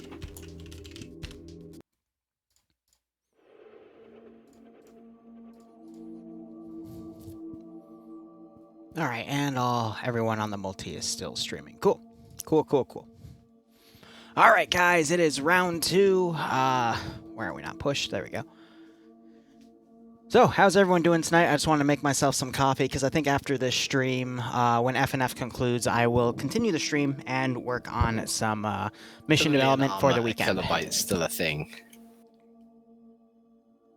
Guess you just stop hogging the bandwidth. Also, Sorry, man, I don't Arma. produce much information. Also, only in Arma are kilobytes still significant. I can go past one at a time. Yep. I downloaded kilobytes uphill. Both ways. Have you guys heard about the new armor leaks? It's like armor reforger. It's not a leak. It's a rumor, and it's fake. It's exciting though. It's a pretty good fake. What it's supposed to be. It really isn't. It really is not a good fake. As someone who's connected to what the main source is, which is Operator Strusky, I'm not going to say it is, but there is a chance that he could be making this up. I'm not saying that he is, but there's a chance. He is. No, I like how Staffenberg was the most oblivious, passed by so many people and didn't get shot. What about Drewski?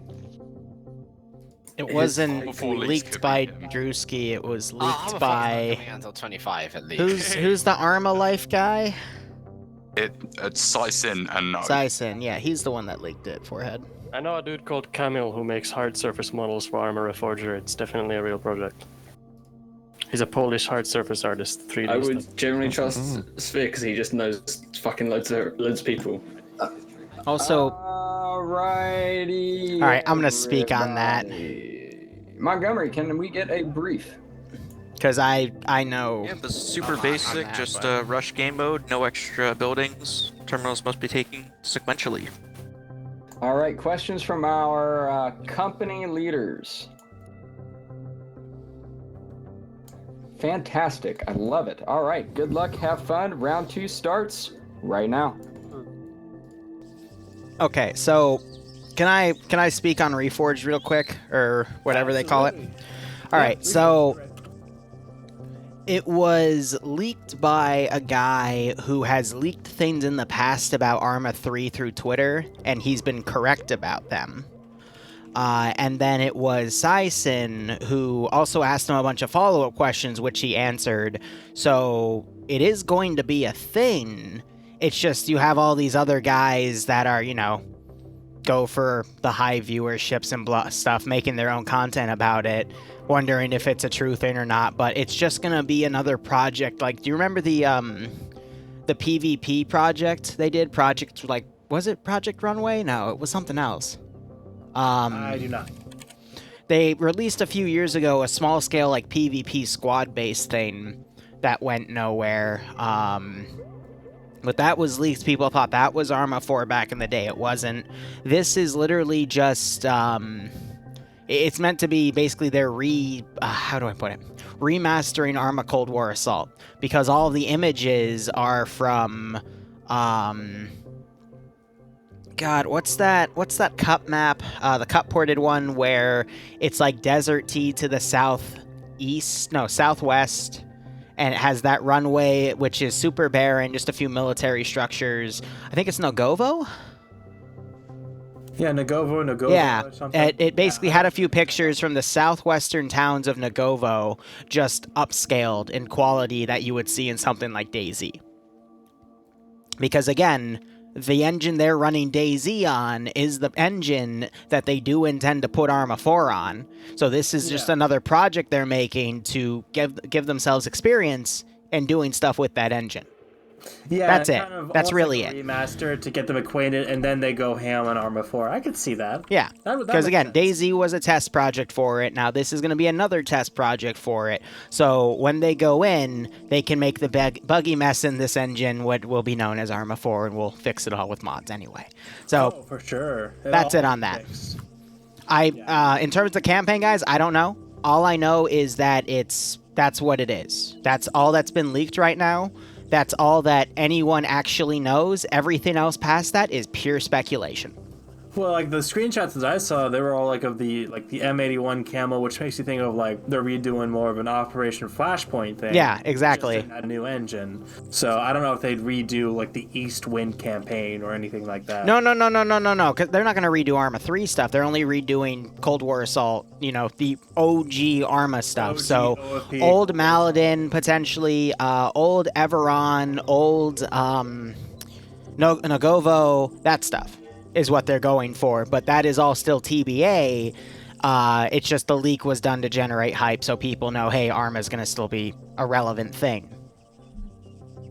Because Bohemia's actually done really well for keeping this game alive in its circle. Wildlands and DayZ. Well, no, it's not about that. It's just about how they've kept Arma going and really just letting the mod community and the communities run by people kind of take it forward and produce content to keep people in the game. But they've also had their hand in the third-party DLC program where we got Glob Mob, and the whole reason that started was because Jet's DLC was actually outsourced to...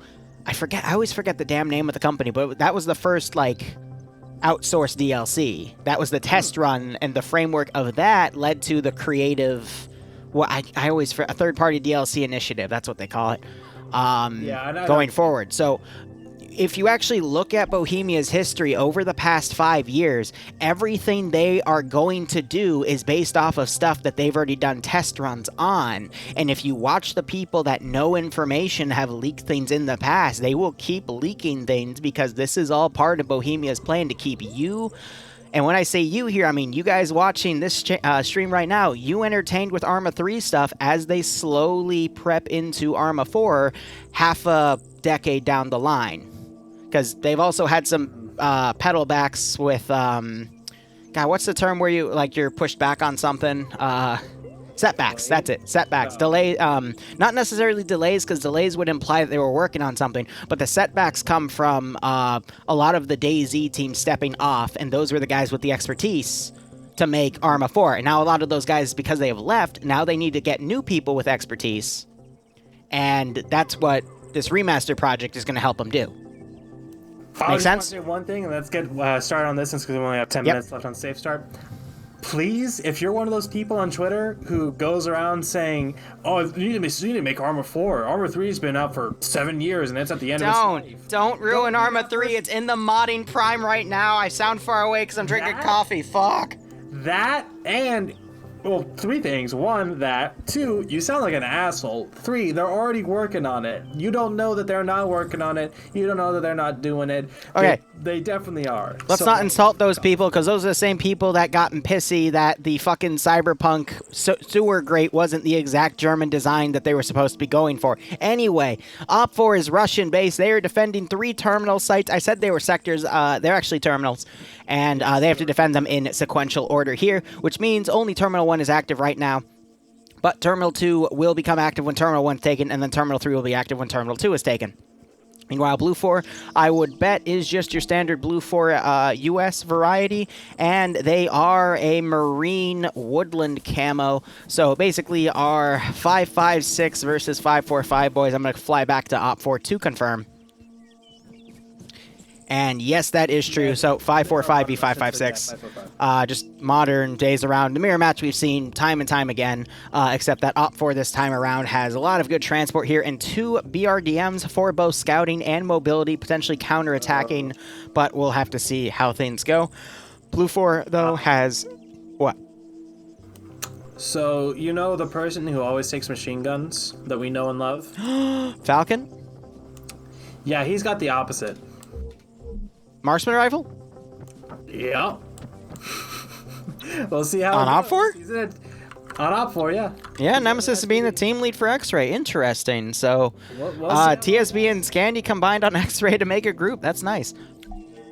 But otherwise, Blue 4 with armored cars for... Are these the armored truck transports? I always forget which one's which.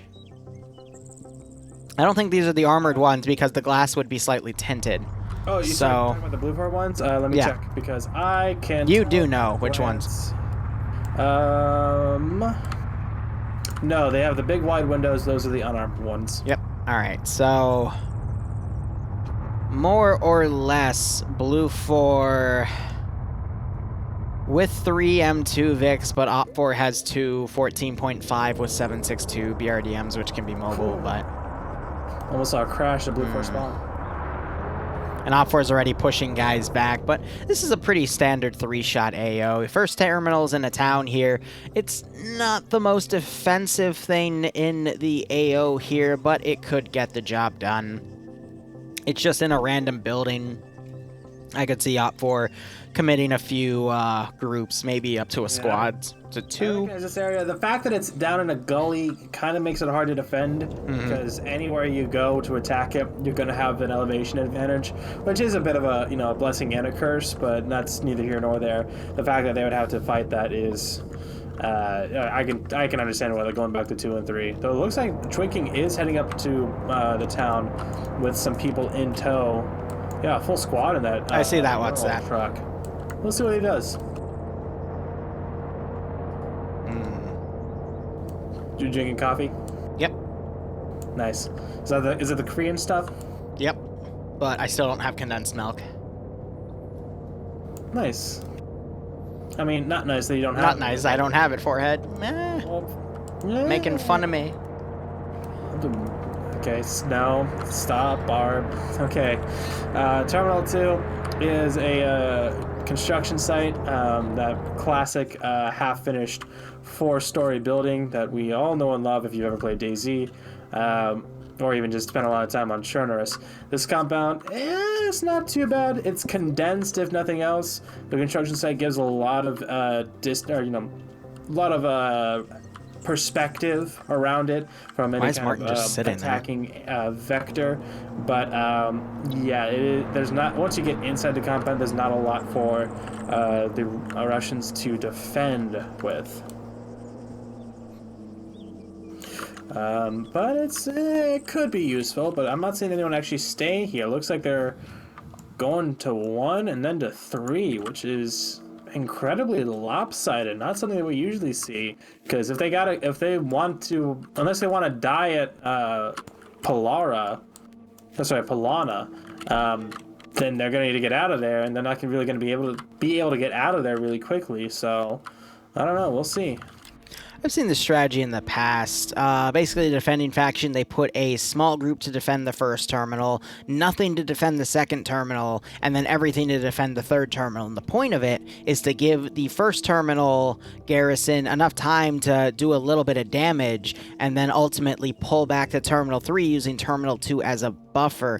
However, I think that's a little bit of a mistake here, because Terminal 2 is a good compound to defend. It's got a nice perimeter wall, it's got really nice high-rises in the construction compound, and it's really tough to outflank it, simply because the only places of elevation are to the north and the west. Which actually... The west, it's not that great, but yeah. Like, there could be a bit of outflank, but all Op 4 has to do is put a group to the north and have them hold that. And then they'll be able to pretty much lock down any open field assaults that the attacking faction would be able to do, forcing them to instead come into the trees in the low ground, in which case you would just point machine guns in that direction and light them up. But they're instead going for the town defenses, so... I don't know. I assure you there is probably a method to this madness. We will see probably some trick plays done with the BRDMs, which are being parked to the north of Sector 1 right now, possibly to try to get behind Blue 4's offensive pushes and do some significant damage. And then X-Ray is driving way to the north. They're planning on probably doing a northern recon flank to try to see where Blue 4 is going to come in, whether or not they're going to go through Gorka or the side roads around Goglovo. If I was Blue 4, though, I'd probably do Goglovo, because that puts you in the forested areas to the south. So, I don't understand. Maybe. It's hard to say, because, again, looking at the map and just the map, the attack vector for Terminal 1 would be obviously to the south, because north is all this open ground, so... And you see the contour lines kind of working along that MSR coming in from that south-southwest, so... Yeah, and then same thing with Terminals 2 and 3. You just attack from the south, pull back, attack from the south, pull back, attack from the south, pull back. So... I could see them, you know, you see that .196 just southwest of Polana, working across that to the north, that hill, using that forest, kind of coming in, would get you pretty close. I don't know, yeah. Here, they would be able to have some cover to push in at least to the first couple of buildings, and then once you're in, you're golden, but we'll see if that's what they do, if they just kind of bum rush them. I think Op4 is just playing a wide flank with X-Ray, because Scandi Recon does like to attack from flanks in the rear, but with only 4 dudes, that's going to be tough. You would also what? Going on that southwestern approach would also, they obviously don't know this, but they would avoid the 2 BRDMs that are on the north side of Polana by Hill Dubina.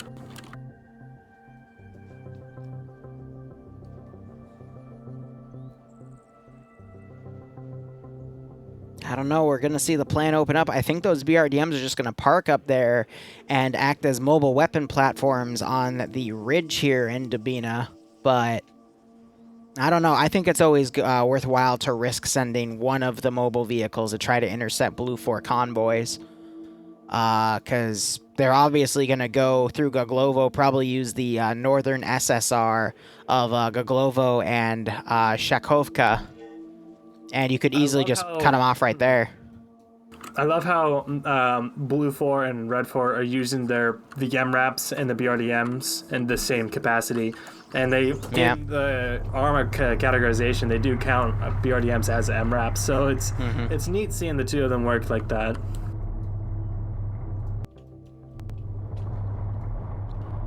Just have to see how this goes.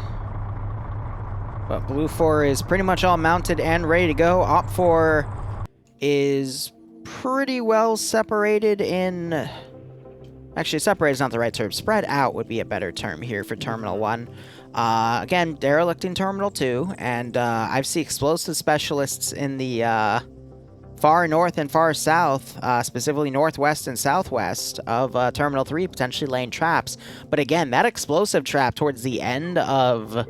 the first round for NA was pretty much like the final guaranteed nail in the coffin, knocking 2 people out. That was dope as hell to watch. Back when they only had, when they only have 7 people, knocking out 2 like it's nothing. Yeah, that'll do it. And I think. Okay, Ash. Yeah, Lance Corporal Wise. If I remember. Lance Corporal Liru. I think he's running out of the building, so he probably put a charge or 2 in there. Yeah, I see 1 charge at the top of the stairs, and there's 2 in that terminal building. So. Once it pops, that's actually a bad place to keep them. Actually, no, there's 3 in there. Jesus. Yeah, he's prepared to take that building down, but whoever does that knows that it's a bit of your mic's dying. Misplay. I wonder actually. Fuck. But you know what I mean, yeah? I don't speak robot. God damn it. Okay, so in Polana at the terminal, there's 3 satchel charges. They're pretty exposed, so they're gonna get spotted before they even pop the terminal. So at most, it's gonna get 1 person, maybe 2 if they're a bit too close to the building when it goes. Okay, Ash. Does that make sense? Yes, I'm just trying to find them, but we'll find them in later. They are in the terminal room itself. Oh shit! All 3. That's what I mean. Just saying, take me, because that's going to blow up the building. So I hope the building's set to invincible, because I'd hate to see a floating terminal. Ooh, we've got Gorka. The 2 MRAPs are coming in, and we do have a BRDM right there, staring right into Gorka. They're going to get eyes on. Commander isn't looking down the road, though. He's looking at the things. There we go. Commander just spotted the MRAP. And there goes the 12.7, firing at the MRAP, forcing it to flip on its side. Ooh, damn. And will not be going back. Wow. What the fuck? Wow. As I say that. Someone had hopped out, but it's still going? Yeah, Kevin hopped out, but he's... Oh, shit. No, they're getting kind of confused, but yeah, good rollover back on that. And yeah, that 14.5 on top is more than enough to punch through the armor and the reinforced glass of an MRAP.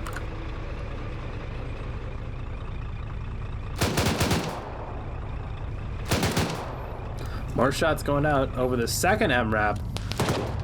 Shots being returned in kind. The MRAP has been flipped again by G1. They were trying to rush up to flank it. They do have a script, though, that lets them flip it, and they just hurt one of their teammates. Yeah, I think Ryan got hurt, but Pickles almost got fucking crushed by that thing. And now they're leaving one dude behind. Oh, one of the wheels on the BODM got popped. So Fun Guy, Jane Saunders, and Clear Tape are very much crippled in their own right. Keeping the engine of the BRDM to that MRAP. Using it as a bit of space cover to protect them at the expense of their engine. But yeah, that other MRAP is pushing through the forest. They probably can't hear it over their own engine. Yep. But unless they flip their MRAP again, it should be a done deal for them. They've only flipped it twice, don't worry. But X-Ray has been, it's dismounted from the north of Gorka. They don't have any AT, though, but the marksman rifle might be able to pick off the gunners. So we'll have to see how that goes. Pickles crawling slowly through the forest, taking it easy. Meanwhile, main Blue force is dismounted to the west of Active Terminal 1, and yeah, they're just going to come up the easy way through the forests. As expected. Pop. Yep. Ah, it was a ricochet. So, yeah, the fact that they are actually dismounting is a little surprising. I guess they're anticipating a bit of a blocking force outside of the town of Polana, which isn't too bad of an assumption to make. You know, just being cautious like that. The round has just started. They do have plenty of time. And, yeah, once they get to Terminal 2, see it's empty, they'll be able to take that. So that shouldn't take too much time, I don't think. Pickles has spotted BRDM-1. The other BRDM's firing at a smoke bloom just behind that first MRAP, though. I'm wondering if that BRDM's going to sight that MRAP. Nope, it just went back behind the hill. So a nice little skirmish in the beginning, but we do have Falcon the marksman. He does hear the engine sound of that MRAP, and he's trying to get up and find an angle on it. He might be able to see the back end of it from the hay, and then he'll know to go a little to the right. But that hit is going to be really hard to get because of that camo net.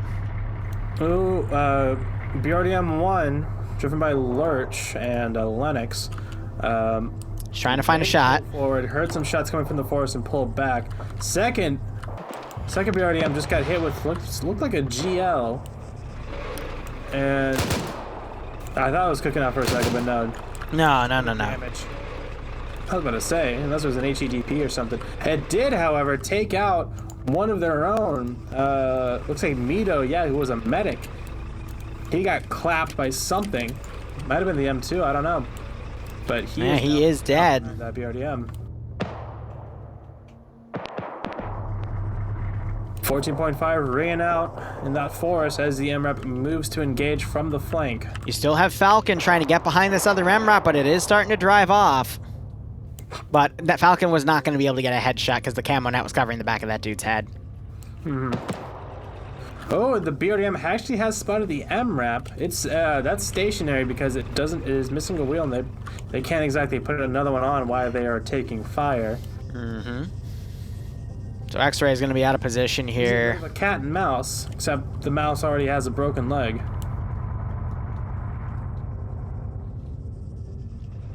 Now, will the BRDM see this other MRAP come up? Who's going to get first shot? Because 50 cal can easily penetrate the BRDM. But the 12.7 on the BRDM can easily penetrate the MRAP.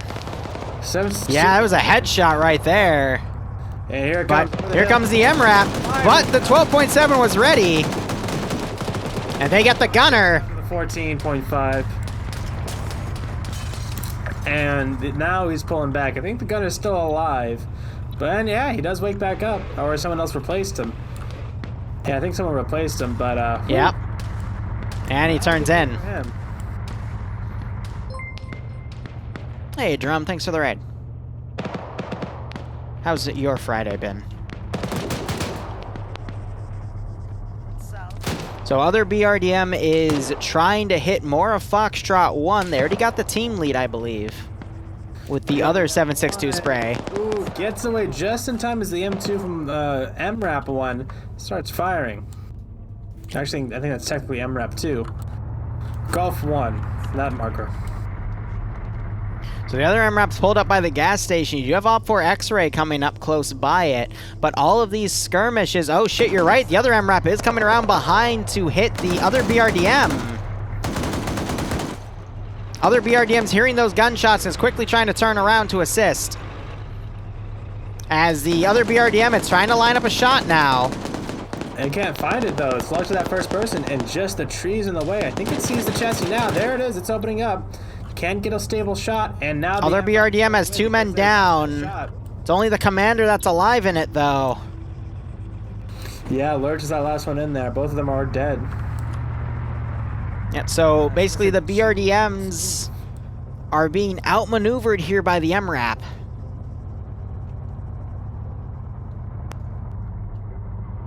And they're just trying to slowly push up here, but that force is going to hamper their mobility. Meanwhile, the other BRDM doesn't notice that it's being flanked on its left. Gun is now turning to try to match. No, it does not. And there's the M2 with some beautiful flanking shots. I just saw some blood. Yep.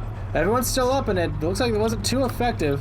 I think it was the gunner that was knocked unconscious. That BRDM is in trouble. Right. There goes everybody. Again, the MRAPs are a bit more maneuverable than the BRDMs. Yes, the BRDMs have the better munition, but the M2 MRAPs here with 100 rounds for their main gun, whereas the BRDMs have only 50 rounds for that 14.5 millimeter. It's usually down to the person that can just put more lead down range. I mean, look at this. We got Severe is trying to open up with his 5.45. He's trying to hit the gunner. 6.7 almost takes off his fucking head. He hits the dirt because he knows what he's dealing with now. But now... So Wheels getting shot off on the other BRDM. Are you yawning? You just drank coffee. And Lurch is just chilling in there, yep. Surprised he didn't get on the gun. There's a lot of shots in the front of the turret. Yeah, the gun's doing that forward like down motion thing, indicating it is disabled, so... An X-Ray ambushing Foxtrot 1 here as they push back into the gas station. And we might have Nemesis up here, get a kill or two. And he drops one. Cole is still pulls out his rifle. As Galil opens up in the MRAP. The main attack is beginning, by the way. Yes, it is. I saw some movement earlier. Switch over to that. The 2 guys in Red 4 just hanging out. Rust and Wise, they are just chilling as this entire Blue 4, about a squad or so, just walks right around them on the other side of this hill. All the way to the south has an AT guy that just went down. Granny is still up there, but yeah, it's a massive Blue 4 force moving in.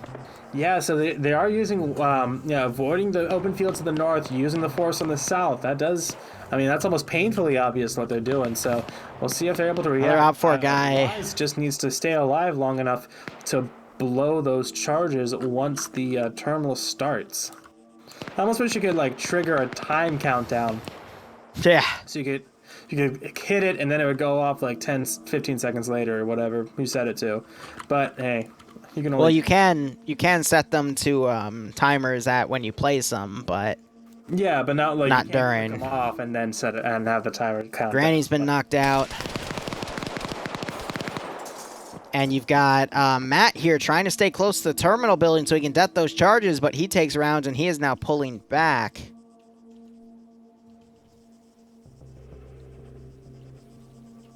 So Blue Force still has a strong force here. They still have both of their M2 MRAPs in operation. They also have an M2 Humvee ready to go. So Op4 is going to be at a little bit of a disadvantage unless they can score big with this explosive trap. But it is being made hard because the detonator... What would you call a guy with a detonator? Clacker. Oh, wait. I No, the guy that does the det. The triggerman. The triggerman is being pushed back. And I just saw some really nasty fire get put on Twig King, and his battle buddy is also knocked dead. They took a shit ton of fire from 3 shooters to the immediate southeast, and some shots to the southwest by Alpha 1. Koro got caught out of position and just whittled away. Yeah. Oh, and he is dead in a not-so-graceful position. We gotta hope Wise is close enough to fire off the charges for his det in this building, but... I think he is. Though, if it's just that basic clacker, it has a range of about 250, and I think he's just at about 200 away from the terminal, so he should be just enough in range. But we will see once he... If the person's able to hit the terminal and get out of there, then we know that he's not in range. Mm-hmm. Speaking of which, Olaf is pushing up close, checking all the adjacent buildings along with some battle buddies. And Hassiger's actually coming back in. Yep. Staring at a US guy. Gets a Drops great headshot. First shot was a headshot, absolutely. That guy had an M249, so that's a great kill. And now Hassiger should probably, yep, he retreats into the building. And he's going to try and hold him off here. Like you said, this was definitely a sacrifice play. They knew they were going to die. And Wuna is actually able... He sees the 3 charges and he walks right back out. He either looked at all 3 charges, went, nope, I'm not staying up here. Wuna getting knocked out. He was desyncing down, but eventually taken out. We still have Bay Potato on the northern side with a machine gun, and we also have Osno coming in. Wise and Russ still on the outskirts here, biding their time, excuse me.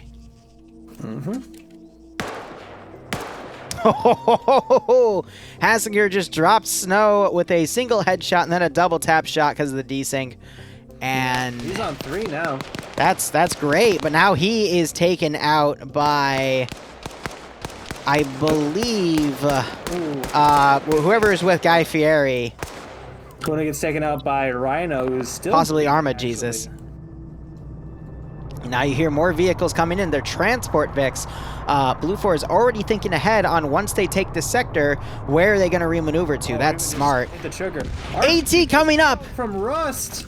Hits one of the trucks, disables its engine. Great call right there. That's what they were waiting for, is some vehicle to come up on that area. Not bad. That cuts it down in half. Another I think that's a Humvee. The point is a little mute though, because there's still a Ural in the town that I know some of these Blue 4 guys have spotted. So worst comes to worst, they can use that for transport as well. Cut the wheels off and hit them around the town. Yeah.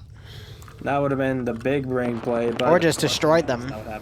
Or just destroyed them, shot them out. Yeah, that would have worked too. But oh Jesus.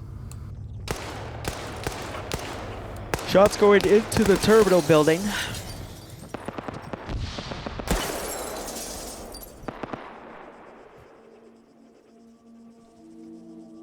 And Blue 4 is already mounting an attack on the second terminal. And starting to commit some more forces to go that way as well. Pads, Casey, and Nerisk also surrounding the building. I don't think it's going to be deaded. Like, yes, they get the pop-up, but... I don't think Wise was the triggerman, but he should still be in range. Koro was also yeah, but he was dropped, unfortunately. Honestly, if you want to play an explosive trap, all you have to do is camp like a close by building in a random corner that's out of the way, such as this building, like literally 50 meters to the direct east in its own little brick wall perimeter. Just camp on the second story if it has one. It does not, but you could just stay up there and look down, wait for the pop-up, and have your thing over the clacker and then cook it. But it looks like they just cleared out everyone. Now they're going to touch it. He's going to run for his life. He's running for his life. And 3, 2, 1. He's safe. Nope, I think Matt was the triggerman, so that is going to be... seeing Wise book it out of there, but maybe, yeah, he's just not in range. I can see him. Hold up, look at Bay Potato on the northern side of town. Ooh. Yep, he hears the footsteps of Blue 4, so he's trying to hide. Ooh, someone's coating guns up right here. He would have heard that door open. There's the explosives going off, but it is way too late. Hold up, Bay Potato. Even destroy the building. Damn. I guess it doesn't have a destroy. Yeah, it had to have been sent. No, yeah. It has destroy textures set to invincible because that would be kind of cheap if the thing got turned. Now, if Bay Potato were to come around, he would be able to get 2 free kills right now, but that opportunity is fleeting. Cautious. Uh-oh. Uh-oh. Oh, Guy Fieri. Coming around the other side. He is going to check the back. Don't do it. Shot. Don't do it. Back of the head. Oh Don't do it. He's got to. Oh my god. And Clown taps him. Guy Fieri puts some shots in him for good measure. He's like, oh shit. But act not breeds pestilence. Oh my god. So it is written.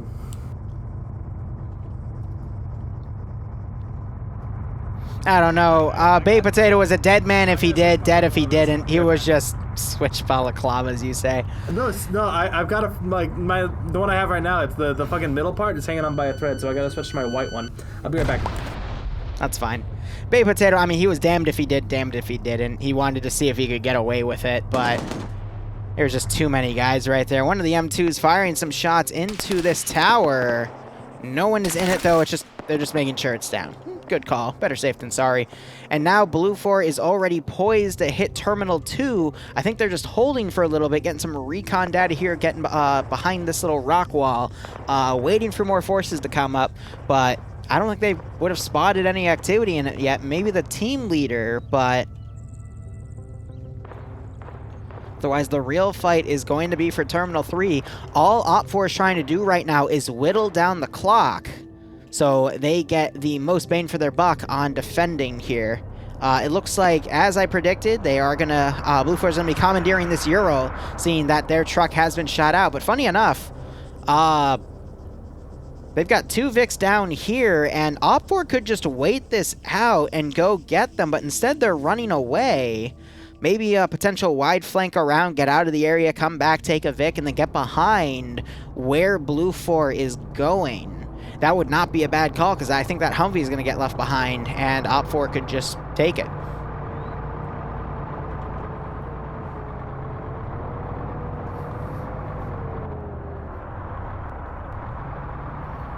All right, let me write something down real quick. So I'm getting in the habit of writing down when something noteworthy happens in the FNF stream.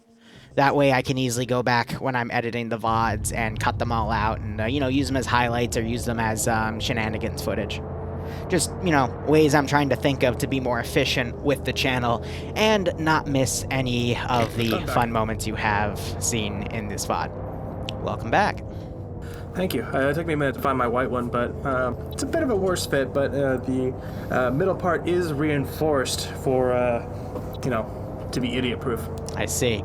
Well, yeah, it's greatly needed for you then. But anyway, Mags is taking Bay Potato's PKM. We see 2 OPFOR guys going west right now. They, looks like, are actually going to hook it northeast. But I was thinking they could take Blue 4 left a Humvee. Oh, no, they didn't. They actually took it with them. Yep, making sure nothing gets used against them. I like that. But otherwise, the main fight is going to be for Sector 3. Sector 2, Blue 4 has just been watching it for the time being, waiting for more forces to come up. But this is just playing right into OPFOR's hands, though it is 30 minutes more until the round ends. And in all honesty, that is a lot of time for Blue 4 to maneuver and hit Terminal 3 and overpower a bunch of defenses. But we see team of OPFOR to the, Blue 4 to the south, that happens to be X-Ray, so they're going to start doing some preliminary recon data on Terminal 3, and you see a lot of forces just starting to get out of Terminal 1 here. But we do have OPFOR really close by as well. It's their own X-Ray, which have been focusing on backcapping and trying to harass vehicles here. But they are 5 men strong. So I don't know where they picked the 5th up, but he's there. It would be Lurch. Lurch is from Gamma, yeah. So he's part of the vehicle groups that survived. You mean Geico? Funny.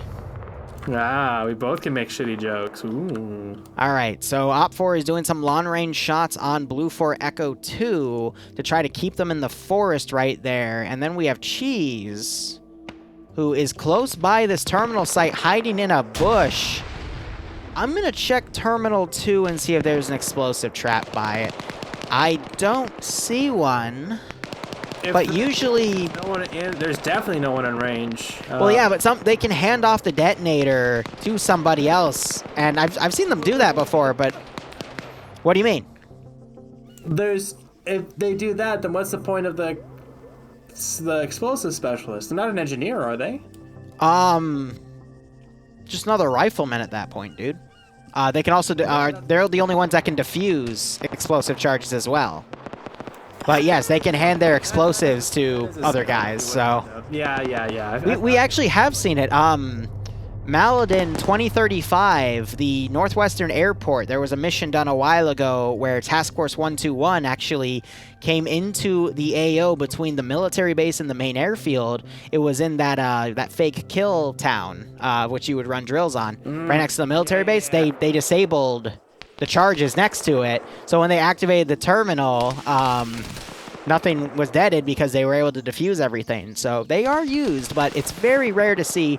Like, if you were to consider the rarity of explosive traps being used at all, it is even more so rare that diffusive specialists are used at all. Yeah. Oh man, so we got Charlie 2 right here. They've got a lot of infantry coming up. At least 2 squads worth. Not even that. 2 to 3 squads worth are going to be crossing by these 3 OPFOR guys. And you might see it get called up on LR because they're definitely going to hear those footsteps. Yep, big smoke charge coming out of Terminal 2. Lots of just suppressing fire in the woods on the other side as well. Don't even see anyone over there, but they're just going for it. Now, Charlie 2 up here on the other hand, they are playing as sneaky as could be. Yep. And Casey somehow doesn't see him. He actually picked up... Oh, well, GG. Yep. Fieri sniffed out them like he sniffs out quality ingredients. And sends them to Flavor Town. Like he flips the burgers. More grenades coming out from Charlie 2 here to try to get Fieri there, but he is able to pull back. But if you look on the map side, you just see this massive blue wall and these 2 red guys right in front of it. And they're going to try to pull back, potentially hide in a big pine tree. But good God, grenades are being thrown. The wall of Blue Force slowly advancing. OPFOR still trying to pull away. Now they're in the open. Matt Gunner is down. And we have the last guy, Grav, trying to hide in a tree and run for his life. He is going to get below the crest, so he is going to have a bit of cover, but those rounds zip into the trees. Jeez. Look at Nurse, though, running ahead, trying to get a flank here. But Grav is just ahead. And there's the hack on Terminal 2, near the 40-minute mark. That means we're going to have 25 more minutes in play here. OPFOR just has to hold for that long to win, but it is going to be close. Now, reminder, if Terminal 3 is initiated and the mission's timer is exceeded, we will go into overtime. But if they're able to stop it, not only does that end the mission, but if they do it before overtime, the timer actually restarts. This is modeled off the Battlefield Rush game mode, where that would be the same thing. You need to get down that entire timer in one go. You can't stop, pause, and resume. It restarts if deactivated. So I found Russ and Weiss, they went all the way to Gorka, and now they're going around the northern side. They're way out of position. X-Ray, though, might be able to come up and hit some Blue 4 guys in the rear, but... They've come across the BRDM. I don't think they can... Wise, if he's an engineer, he might be able to... Nurse, here's Grav bandaging. Grav is tracking... Holy crap. Both of them get caught in a reload. One switches to handgun. Nurse now switches to his handgun. Oh, but Grav gets the kill, and now under suppression, he is going to run. That was amazing. That's some cinematic shit. And then bullets flying through the forest again. Oh, man. Nursk, I mean, he's a really good player. He will get right in the face of the other faction and try to outmaneuver them and take them from the side. Usually it's really effective, but against a really well player like Grav, Grav can just do wonders when he is alone running for his life. And...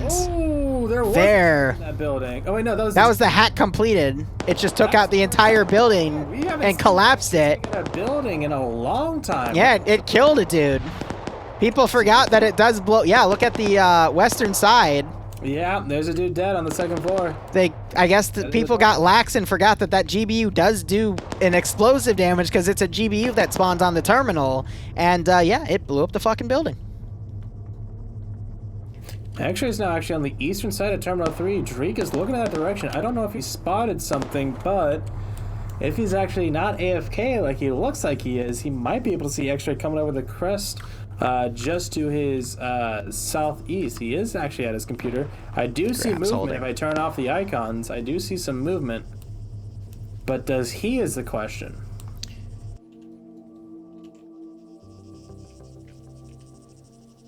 Dust says he's looking around, and I don't. He has to see that X-ray guy, because that X-ray guy's looking right at him. Yeah, Dust Eyes does see him, and he's like, "How? What is that?" He's about to get popped in the head here. And Drake just looks left instead. What? I don't know. Maybe he's too. Dust Eyes gets the not. It doesn't matter what he was doing now, because he's fucking dead. Dude, I went into Drake's POV. He saw the guy literally walk up, like pull up his binos, stare at him, and then pull his gun out. I don't know what the fuck that was about.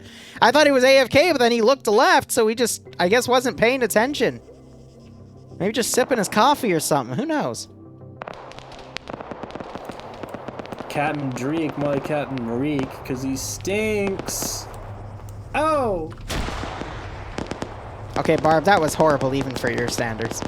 Well, technically that wasn't me, that was my chat. I'm just repeating it. You can blame Mosh. I would blame him. He just gave out some gift subs, so I can't. Okay. You still have X-Ray on the rear of this northern push on Blue 4. Mm-hmm. And then those two guys from Terminal 1, they might make their way into the AO in the final moments.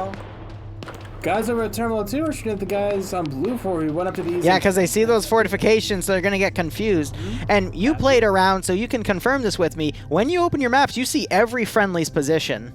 Yes, the problem is that I had this problem because the first bullets I fired were at friendlies. I'll admit that because I saw them. I didn't think to open my map and double check because I was certain in my head, oh, those look like enemies. I'm gonna go ahead and shoot them. I'm not gonna check. You always check. I have the shot now. I wouldn't say always, but in this case, yeah, long distance like that. I don't know. Seems like a miscommunication. They lost track and then they just didn't bother to open their map. But yeah, you get a constant update on everyone's positions. So Blue 4, the MRAPs are doing some long-range snipes here. Firing into this tree line. I think it's just short because they were aiming for Thorn here. Really good eyes, though, to see him at this range. Because they don't have any magnified optics in those MRAPs, so literally they're just staring at a few pixels that look slightly different and just shoot to see if they're right. Actually landing a bit short and off, so maybe they think they see something and they're just coincidentally lucky. I don't know. That's possible, yeah. Go over at the bunker now. Yeah. Now you got Thorn firing at this large group. Explosive trap going off. And I don't think it was effective, unfortunately. No. Another one going off. That one did knock out Vonk there. Vonk and maybe someone else near him, but yeah, if that MRAP saw those bunker and just decided to spray around into the forest around it, that would explain why he was shooting over there.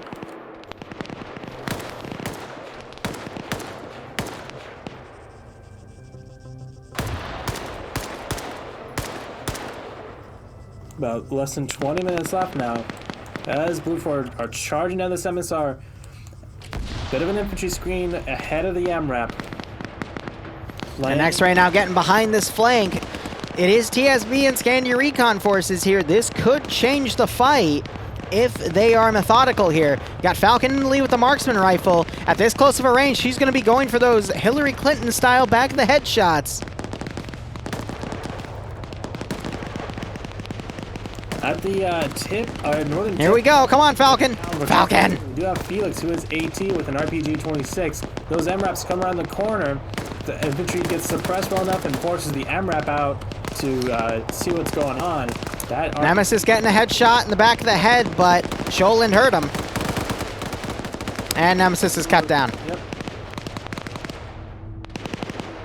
What about Falcon? Falcon is on 1 kill. He's pushing up as well. Pushing south, actually, on the back of Armor Jesus. MRAP is pushing hard.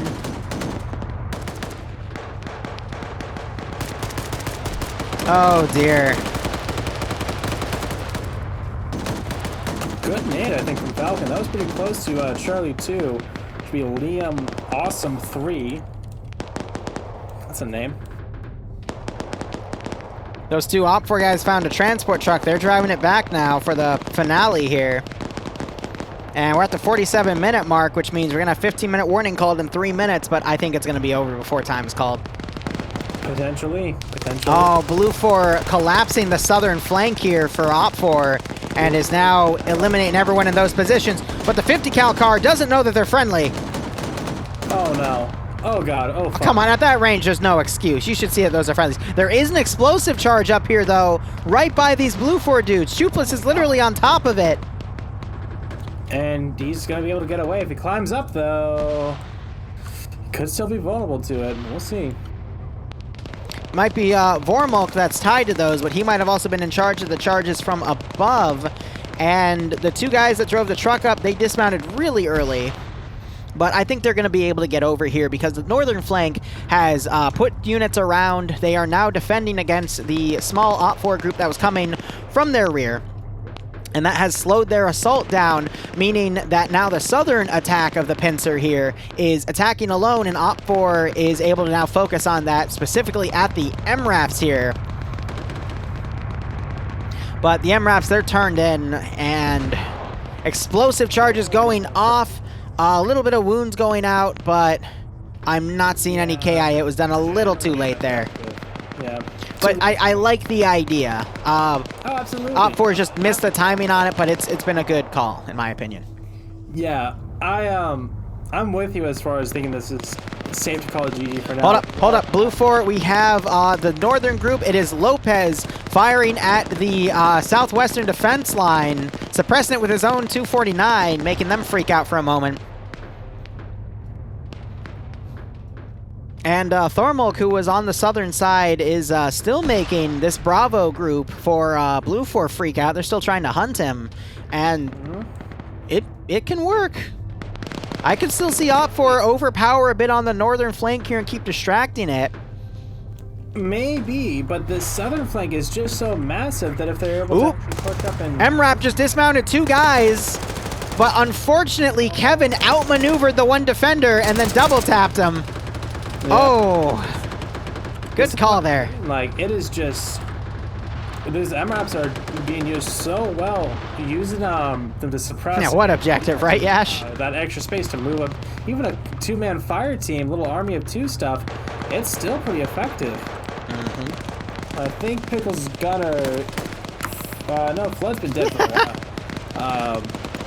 Bonk's lagging out, but Galil just popped him in the head. To fall back and get another person on that M2. Actually, no, I think, did he just die? What? Yeah, he just got clapped. I don't even know how. Oh, I think he got on the gun and immediately got clapped, yeah. Nice. That's what happened. So that MRAP is out of commission for now, actually. Here's the 15-minute warning.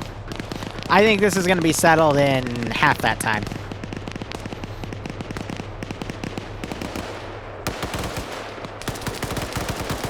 Oh dear. Wow, Wise has a thick fucking helmet. He just resisted 3 headshots by Clown from the side of the face, and he's still only unconscious.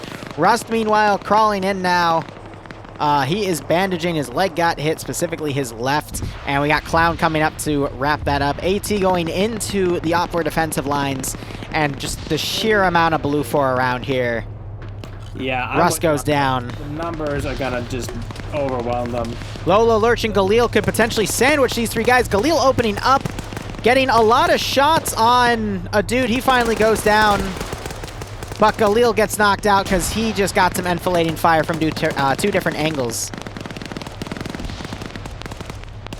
I loved it. Vonk was lagging out, and Galil like shot him 5 times in the head and just stared at him and gave another headshot and then gave up. But I think Vonk is dead. I don't see him up here anymore. And Lurch and Lolo still trying to deliver some headshots, but they are fighting Arma Jesus. And Lurch getting another kill, but Arma Jesus returning fire from a different angle. And he's gliding across the floor. Ooh.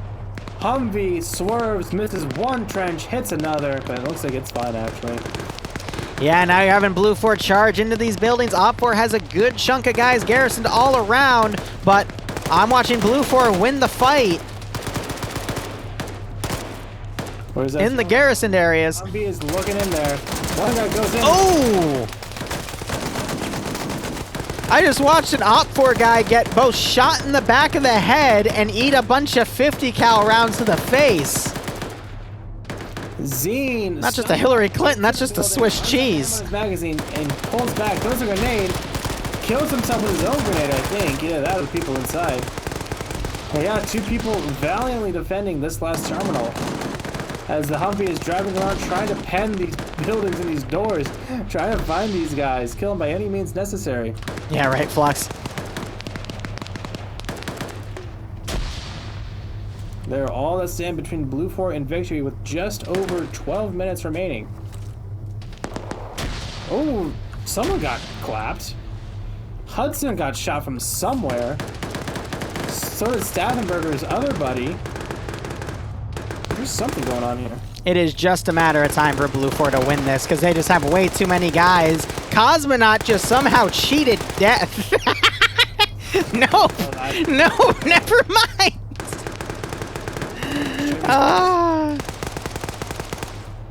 Oh, here we go. The absolute shot. T5 Bay with a 249 spraying into the windows. Kills Red 4 Commander and secures the terminal.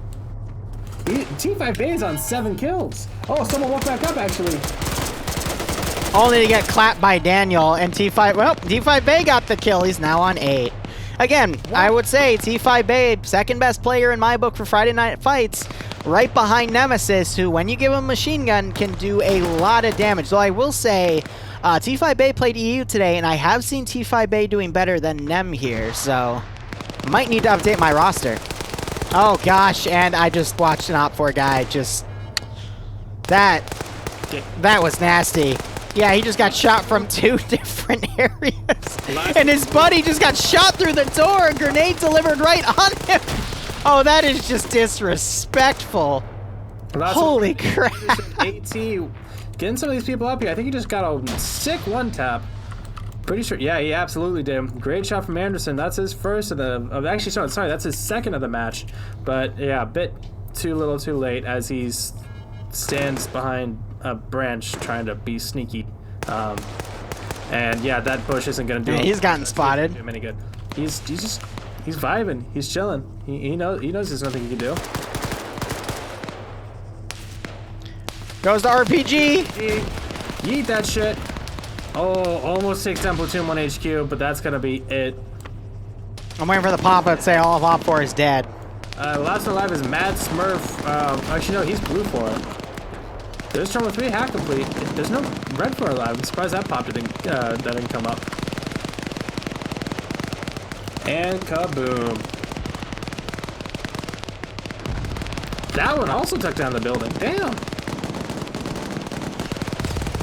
I don't know, maybe I'm just stupid, but there we go. Blue 4 wins. Second round of any FNF. Well, so the reason the first terminal didn't take down the building was it was on the second story, so they made the building invincible in case the defending faction destroyed the building, because that would make the terminal inaccessible. But for terminals 2 and 3, the terminal was on the first floor, meaning that the building could be destroyed and the terminal still accessed. Does that make sense?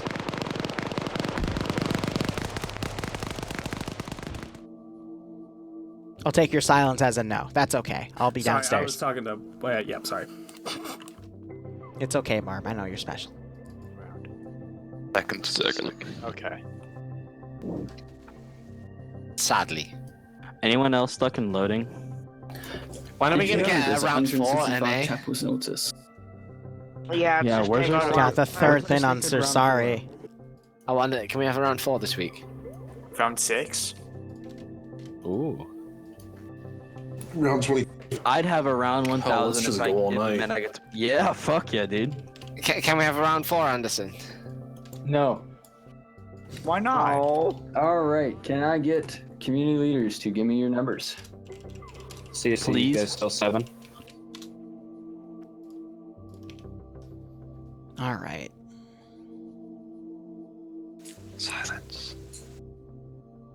Hey, Have fun, guys. I'm heading off. Fine, Alright then, Daddy, I love you. Hey, Anderson, I have the all night. Can I attack this round? Let me get the numbers first. Oh, I want to attack this round, Hassinger. Well, then I guess we're attacking together, Twig. I want to dig some holes. It's a commando Are fight. they going to be 4 inches wide and 4 inches deep? Some of them, maybe. Alright, I will BRB again 1 second. I just want to go use the bathroom. Let me quickly check the multi.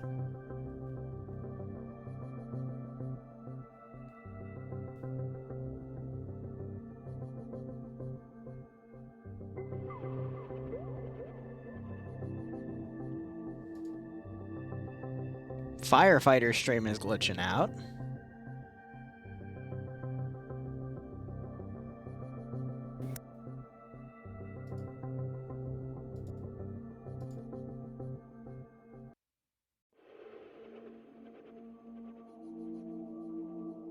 Alright, firefighter's gone on offline. Let me update that. Alrighty. What communities have been on attack all night? Well, it's been a neutral sector and then 1 attack defense, so you can't really constitute that. Tao, let me get you on. Alright, I just fixed it, Gob, so if you run again, but I will BRB. Alright. Actually, I'm not feeling like it now. Okay, whatever. 15th. Fuck it. BRB one more. I need to get more water anyway. Second MRB, blue. 29th, blue. Let's get the AACSC combo on op 4.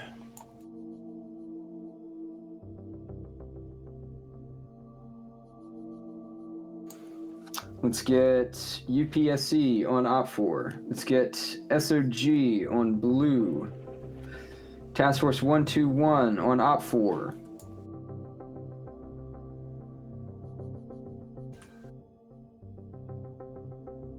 Let me get ML and Chad on op 4. Let's get 1RW on op 4. Let's get Zeus on blue. Scandi Recon on blue. UDS on blue. Let's see what these numbers look like real quick. Is there a community that has not been slotted? It looks like BPL hasn't been slotted. The Centaur, I'm not counting you yet. All right, BPL, let me get you all to slot on blue.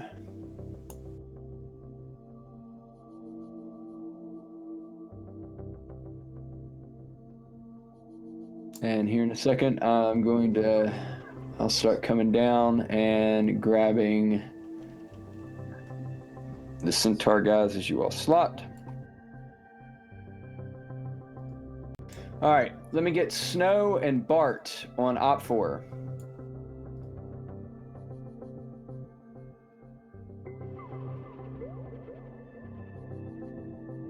All right, so Casey's not Centaur, is he?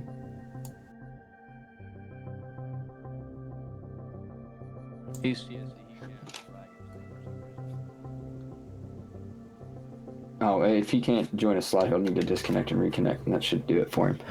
All right, let me get... I see a lot of you in here I know aren't Centaur.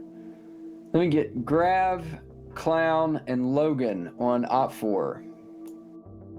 Let's dig some holes.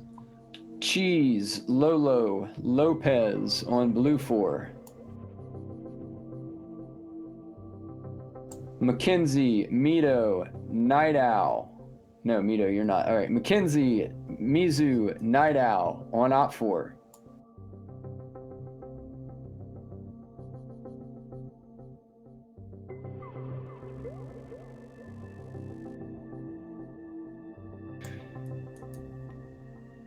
Lopez, you'd be on blue.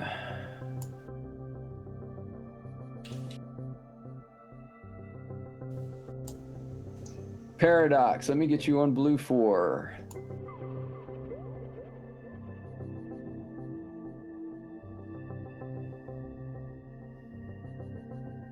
Are there any other Centaur players that are not slotted? Wolf, let me get you on Op 4, Wolf. All right. Oh gosh. Cheese, let me get you on Blue 4. Stop making that sound. Any other Centaur players not slotted?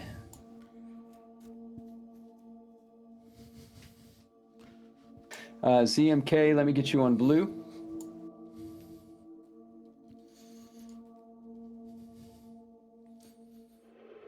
And again, after this round, I'm going to switch to mission development, work on Sundays ops, then Mondays. All right, that should be everybody, even ZMK slots on Blue. I need a company commander for Op 4, and while y'all figure that out, Dust Eyes, 60 seconds. Let's get it together. I can do it right. again. Look into squads. Need a first platoon and second platoon leader. I can't, Jared, because we're not going to be in the server in TeamSpeak to hear them. Charlie, you guys are gonna need to slot into a different squad. I would want that asset. Are there any assets? That's the first question I have, because there's nothing listed. No, there's no assets. It's infantry. Okay, Falcon, if you could move up to team leader or squad leader ideally, because it's only infantry, you don't need missiles. Nobody cares. First platoon leader still. Second platoon leader still. You get a few more seconds before I volunteer somebody. 29th, you got anybody that can platoon lead? Killing guy, if you could, or Cheese, if you could move up to squad leader, would be way easier with comms. Thank you very much. Okay, thank you second platoon lead. Thank you first platoon lead. Let me take one last look if I'm missing anybody. Kaz, you want me to jump platoon sergeant with you? Yes. We're good. Just as a heads up, I technically shouldn't be platoon lead right now because I already platoon led once. That is fine. That's completely fine. Yeah, you platoon leaders, if you've already platoon led, it's fine. If we've been asking, nobody take it. It's all right. We need them to field.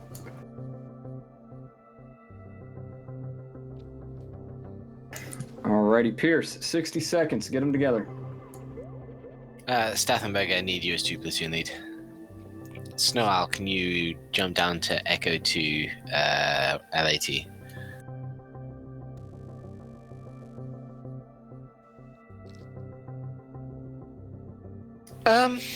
Nice. Let me just have a quick flick through and make sure there's no other teams that need filling.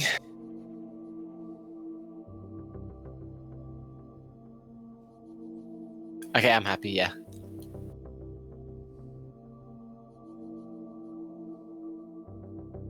I'm good.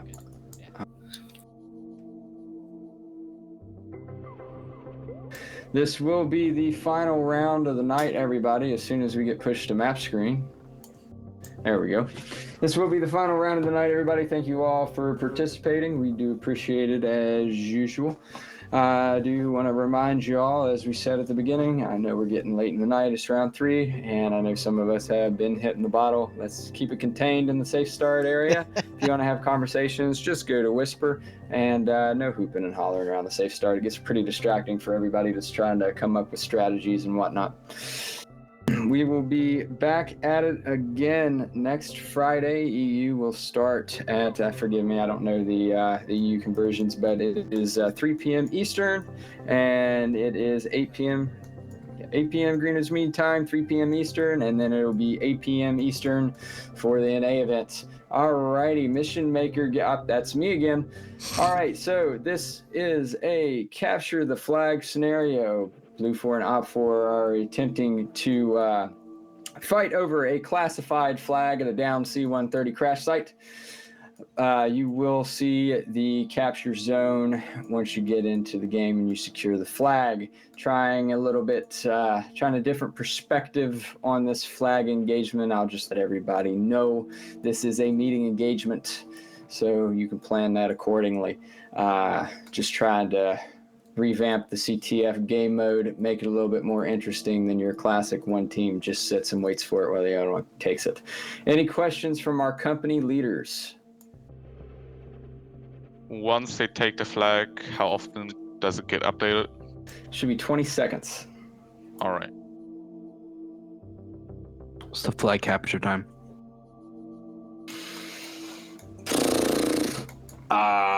I can't remember. It's 10 minutes, I think. 10 minutes, yeah. Yeah, no, it's 10 minutes. All right. Alrighty. Well, without further ado, round 3 of FNF starts right now. All right, final round hype.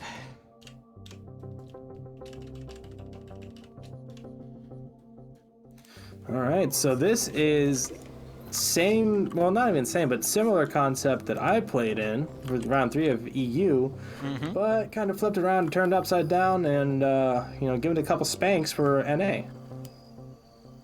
All right, so we've got Rangers here. They have some sort of woodland camo on, but it is basically 5.56 rifles, 2.49s. Yep, it's just a different camo scheme, but same weaponry and gear we've been seeing all night on the Blue Force side. More M16s, but yeah, I'm still seeing M4. I think those are M14s, but as well. But yeah. It's the M16 with the soap mod rail. What the hell kind of a name is soap? Oh, right in the feels, but mostly I don't really see much else different here. Let's look at OPFOR. So are both sides going for a neutral flag, or who's the attacking faction? Neutral flag. They gotta take it to the flag capture zone up by Kinskila, up way north, which is about a click and a half hike from the flag to up there. So, and of course, I think they mentioned in the brief that it is going to be a meeting engagement kind of thing. Like they both are going to meet at about the same time. So we shall see. Yeah, so it's just reskinned your standard US versus Russia kits here, 5.45 versus 5.56. The flag itself is at a downed C-130. And the turn-in zone to the north is over at a bay area, specifically just in a little hamlet right here, which is nicely and easily defendable. I do like that.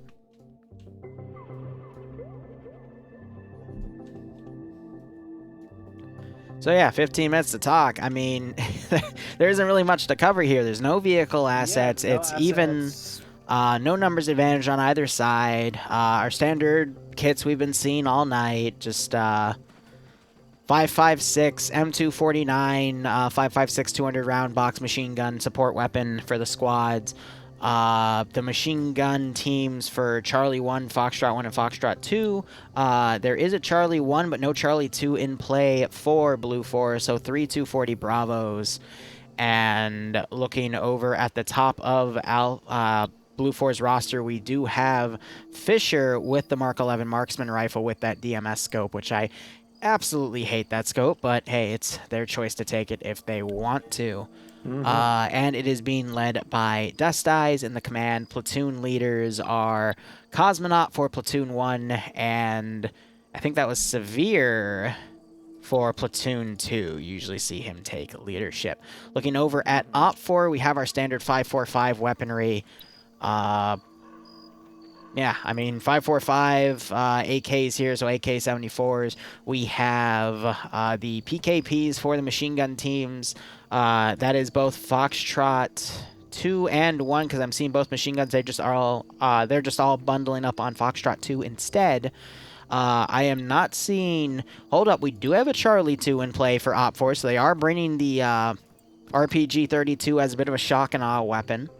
Marksman rifle is going to Hassinger, who we do see occasionally take that role. He's really good with that gun. Logan is the command level medic, which means he's going to have full jurisdiction to go do Logan things off to the side. Whether or not they're effective today is anyone's guess. And the commander is Pierce, who is also a veteran commander here. And his 2 platoon leads is Twig King for Platoon 1, also a veteran in that regard. And Stathen Bay, who is also a veteran in that regard. So, yeah, no, this is a pretty even match, even distance to get to the objective. I've got no predictions here. We're just going to see whoever gets the best PvP here.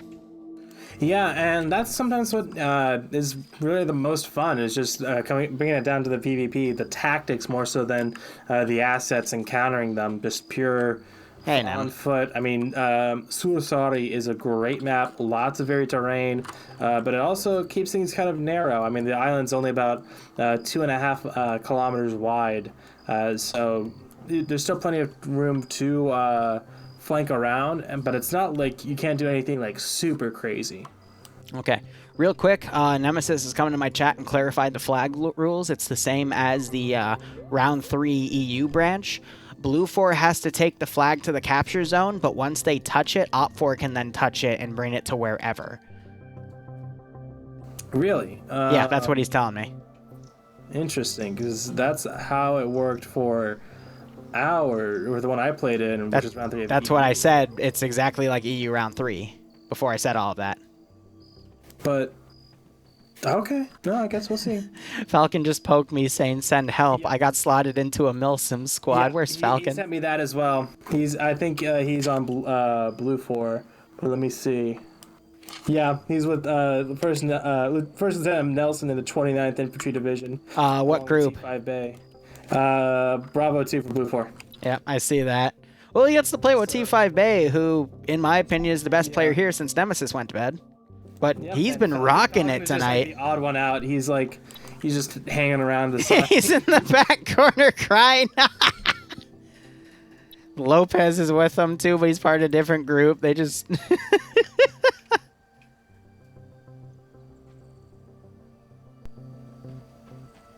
What's that telling me to poke Falcon back to address his sergeant as Internet Sergeant, sir? Falcon needs to stop crying. Damn right, Nemesis. Oh, man.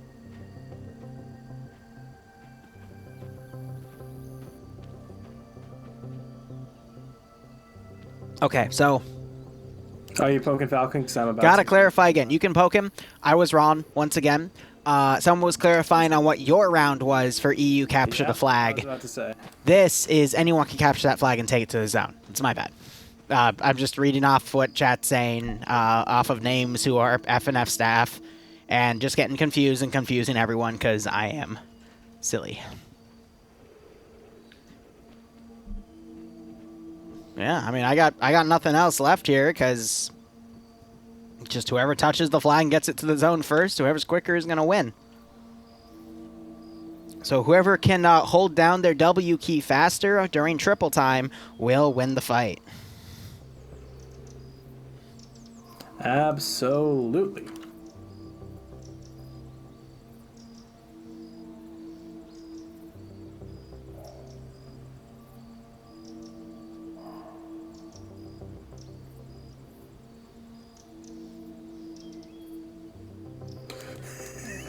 Falcon booked me back. Quote, holy fuck, that's content, but it would make me look like a fucking idiot. I don't know exactly what I said back. What are you going to say back? You mean you're not one normally? See, now Nemesis is telling me Op 4 is attacking, Blue 4 is defending. But that's what Anderson said, it was neutral. And he's the guy that made it. I'm confused. I'd ask for an admin's help, but Nemesis is an admin. And he's not helping. I wasn't going to be that mean. Jesus. I will say, Nem, in the operation before FNF, I was in a TSB op, and we made a lot of Yanni's mom jokes, and I think you're going to enjoy them. Definitely. We made Yanni so mad he started firing at the helicopter I was in. The 50. Oh, but we're not going to complain and get him in trouble, because he apparently sneezed when he pulled the trigger. Yeah, that finished sneeze. Yeah.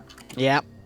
Ah, it's a nasty one, too. It's those finished. See, I would have... That's what got the Russians. Yeah, I would have sneezed back, but there was people in his Humvee, and I didn't want to spray them down with the UH-60, so, you know, I'm nice about that.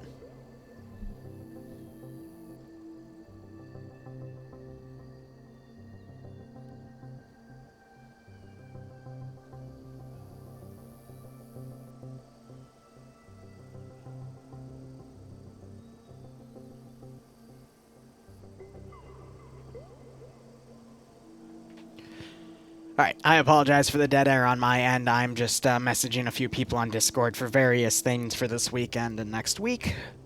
I apologize as well. I was drinking beer. Yeah, that's fair. I'm just trying to, again, set up the front logs because I'm going to have a monthly channel update video come out at the end of the weekend, talking about both the Twitch updates and some of the future content and campaigns I'm coming out with, plus some non-Arma stuff that will be fun. Well, some of it's still Arma, but it's not, you know, my bread and butter Zeus videos or FNF vids. Again, trying to expand a little bit into some various different areas and just, you know, keep the content upload going while I make sure I don't burn myself the fuck out. By the way, Fisher over on the southern side for Blue 4 has his backpack dropped. Another guy dropped his other backpack. I think we're going to see some, like, full-on sprinters. Oh, absolutely. And it's like even they're going to charge to this one. It's like both the roads that go up to them, like, are pretty even. Like, this is about as balanced as it could be for. I don't know, Sam. You'll have to ask them. Only thing that might be better is the peak that Red 4 gets at 0.105 might be a bit better since it's a bit further out. They can set up there and have a bit more Overwatch on the flag, but I don't know. I really don't. 4 minutes. Oh. Okay, can I be honest with you? I want to die. I bet he does. I want to die. I addressed the team lead. He said, "Call me Sergeant." Okay, you can't make that shit up. This can Look, okay, here's what I'm gonna say. And this is kind of where I draw the lines on, because I did just crack a laugh. I don't want to offend anyone, but when you go to a public event that has many different communities, it's okay. It's okay to, like, you know, bring your own atmosphere, have your own casual atmosphere, have your Milsim atmosphere within your group.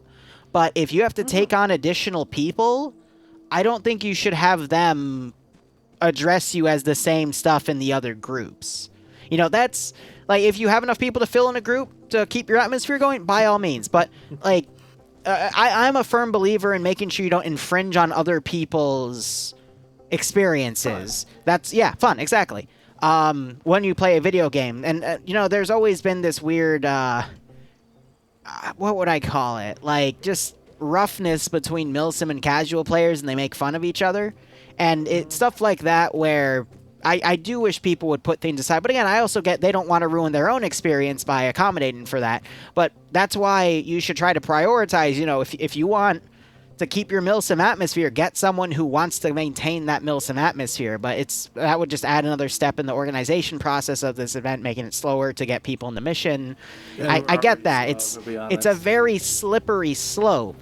Mm-hmm. And I don't mean to, like, make fun of anyone, but, like, I don't know. I don't want you, like, I wouldn't want to see people get forced into roles they don't want to play, because then they're just going to hate it and never come back. I've watched that happen so many times across both my ops and other ops, but, in your chat, Noah B1 is completely right. Blue 4 is like, "Call me Sergeant or Sir." Red 4, and they're having a fucking hotbox on the beach. Like, I just love the disparity between the two, but I digress. Like you said, different people, different strokes, different folks. Yeah. And I mean, there's nothing inherently wrong with it. Yeah, no. It's just how you like to enjoy your video game. It's your time on the internet. You do whatever. Just don't force other people to do it, you know? But again, slippery slope, because then they'd have to take additional time. We'd all have to spend another few minutes waiting around for them to organize that system. And then what if there's no one that wants to join that group that wants to do a Milsim experience? Yada yada. Slots has to be filled anyway. So I think Falcon just has to call his SL, sir. It's just a one-word change, and we'll be fine. He's I mean, he's not the kind of person to do that, but yeah, he just drew the short end of the stick, and he got put in a squad that doesn't totally mesh with him. Yep. We just know him well enough that he can poke us and you know, we can laugh at it, you know? I don't laugh. I mean, I did crack a laugh there, but that's because I've had some pretty bad Starsim experiences, but that's besides the point. I still wish everyone a good luck here. I love seeing how there's so much dropped items here on the Blue 4 side. I've been focusing on watching them here, just so they can lower their weight to continue pushing things across. On the first round too, like they were dropping their pistols and ammo. I've had bad Milsim experiences and bad PvP experiences. That's why I kind of hate both, but people are allowed to play however they want. 30 seconds, and I think we're starting. Yeah, don't get me wrong. What's that? All right, who's gonna be faster? Who prepped their kits? I'm gonna quickly look on OpForce side and see if I can find any masses of dropped gear as well. But I don't see any. And there's the mission start. The race has begun. I do see some oh, yep, here's the dropped OpForce stuff. Definitely. One of them dropped one of their LR radios too. Jesus. Yeah, we saw that in the first round too. Like, they're shitting all the weight they can. And they're just on their back. The OpForce sprint. Oh my god. Why is this so funny to me? They do travel in herds. Blue Force doing the same. Their Alpha 2 is all running in... Well, actually, no. They have their guns out. They're not even on their backs. Yeah, no. The OpForce are Chads in this scenario. Yeah, so based off of this, since OpForce triple timing, they're going to get into the AO slightly quicker as long as they manage between triple time and double time, because eventually they will run out of stamina. But that was pretty funny to start off with. Yeah, so now they're slowing down. They'd be quicker if they just took the guns out compared to just the light jog like this, but... Oh. The Great Migration. Barb, it's the Great Migration. The Great Migration. Of Spetsnaz. Moving to another herd. They practice by running from Moscow to Vladivostok. Yeah, what's that? They got 50 minutes for the round, but it's going to be another like 15 minutes of running. And so, yeah, it's still going to be a couple minutes before they even get up there. As far as timing... I think Blue Force is slightly ahead. I don't know. It's a bit too close to tell. I think that Blue Force is a bit more of a gradual approach, whereas Red 4, once they get to like that 0.105 marker, it gets really steep for them, so they might have to do the slow walk up some of these steeper hills. That one guy running backwards. It's not just one, it's quite a few. Minutia. So I want to explain something. There's a lot of people now in the OpForce main group that are running backwards. It's because if you run backwards, you actually rejuvenate stamina. Seriously? Yes. That's why people run backwards in these things, because they will rejuvenate a little bit of stamina. But if they're going uphill, then it doesn't work. But now you see all of these OpForce guys. It started with one, and now it's at least a third of them. Been struck by truck. Fuck you. That's such a bad joke. It wasn't funny. I processed it in my head again, and then I just laughed. I fucking hate you. I love you, but I hate you. Yeah. Tie the ropes tighter next time, and you can do this by yourself. Okay. All right, let's look. Blue 4 is...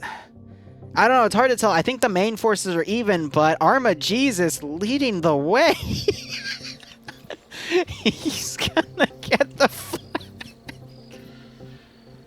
Yeah, he's gonna get there first. Oh. He might get shot from the south. He can make it. He's Arma Jesus, man. He's guns up. He's Arma Jesus. He doesn't even have a backpack. He's the sprinter, man. No one can stop him. Go, Arma Jesus, go!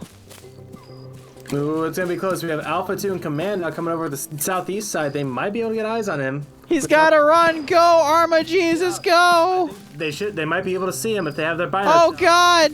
He's gonna run for it!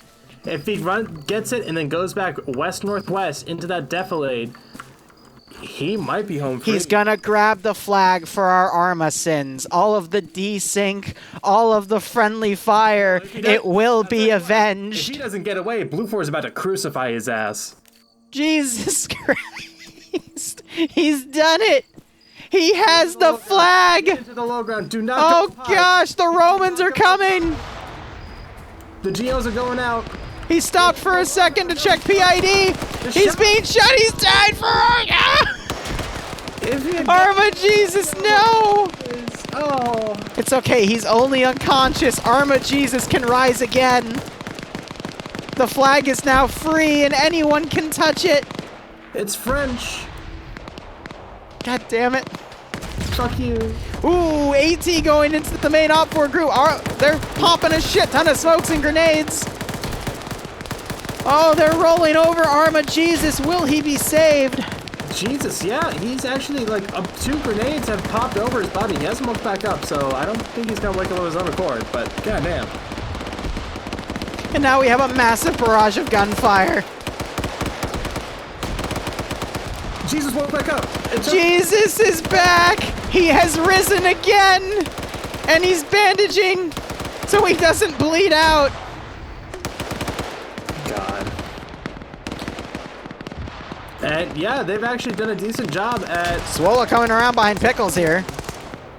Knocking Pickles out. I'm coming around on his flank, but the closest is going to be Nutty Person, and he is cut off by the smoke. He picks it back up. Wait, Sideways. Sideways has taken the flag as Jesus has gone down again. No. And there we go, Arma Jesus dying for our Arma 3 sins. Lots of fire coming out from Gorski, Olaf, G-Legs, and Wardog. Up to Nielsen's position. Carlson getting taken out quick. That's Falcon's group. Did Falcon get clapped immediately? No, but T5 Bay did, and Falcon just got clapped. So T5 Bay is down, Falcon is down. Ooh, this is rough.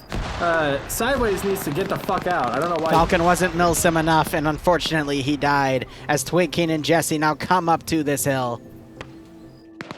Is T5 Bay down already? I don't see him. Yeah, I said. Yeah, he's dead. Oof. Oh gosh, my screen just glitched the fuck out for a second. Ooh. That was Swola getting picked off by some of the Op 4 guys over here. Op 4 got in some really close contact with Blue 4 over at the southwestern flank. Go ahead. So now that Red 4 has a flag, they need to pull back and go northeast to Kiskinkula. Yep. We have Red 4 X-Ray already on the way along with Mackenzie and Logan. Just pretty much Logan going up there with them. So they have a decent forward force. Gonna be able to cat and mouse now. We've seen some Blue 4 people, Lolo and Khalil, heading in a northerly direction, trying to get there as well. But yeah, now it's just a matter of time for them to make that kilometer or so hike to Kiskinkula. Probably gonna go around the Lake Rukula, have the Harvey, and go around the north side of that, follow X-Ray's path, and get up there as safely as they can. That flag is gonna update every little while. I don't know if it's still that 90 seconds from my... Or dog getting tapped by Lopez up there. What it is, but yeah. Yes, Nem, the capture zone is up there. It's a little compound right there. We're always able to see it. Ooh, look at Jesse running up. He took out Nielsen. He's going to keep coming around. He's going to catch Chupless out of position. Tries to spray him down, but misses. And he's going to back up and quickly reload as Hudson's coming down off of his right. Put some shots into Hudson. Cripples him. Knocks him out. Smoke grenade going on Jesse's paws. Oh, that was a smoke. If that was a frag, that would have killed him for sure. Yep.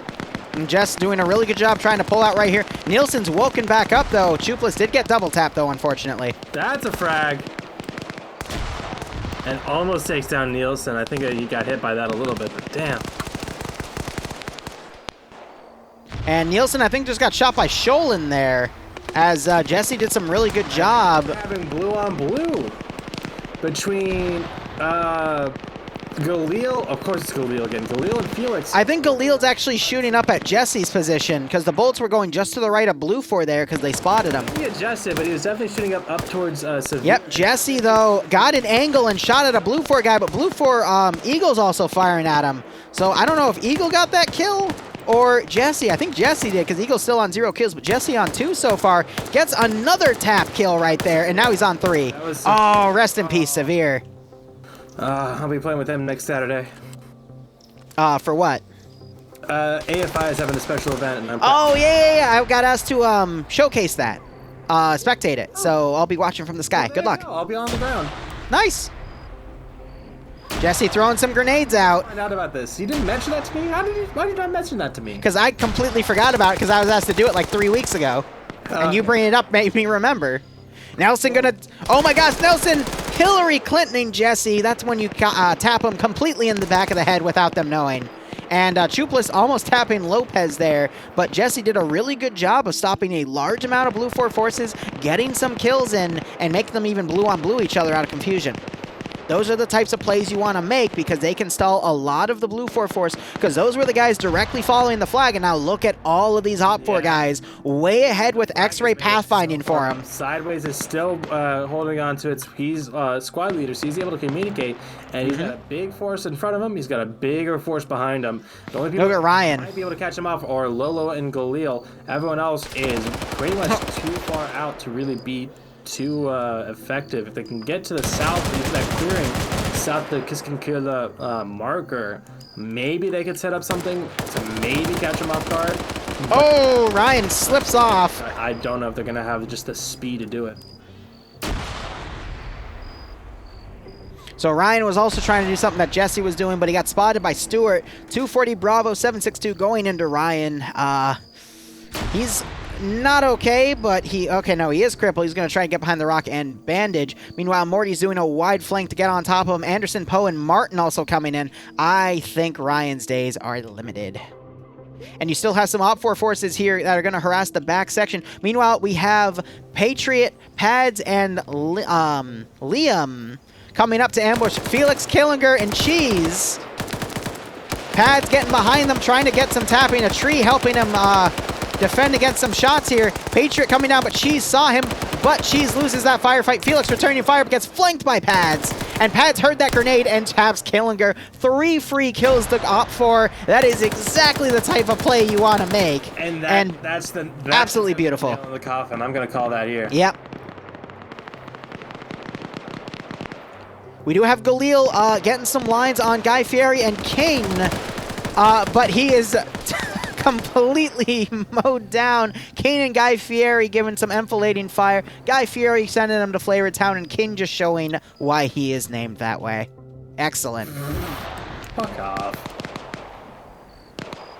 Now we got Morty, who is watching Ryan's body, but Pickles doesn't notice, and Morty just... Okay.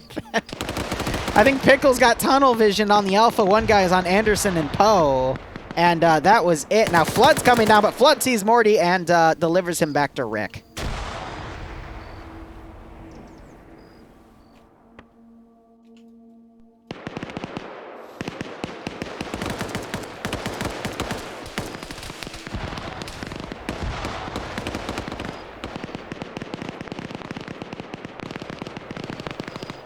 I don't know what's that. I honestly don't.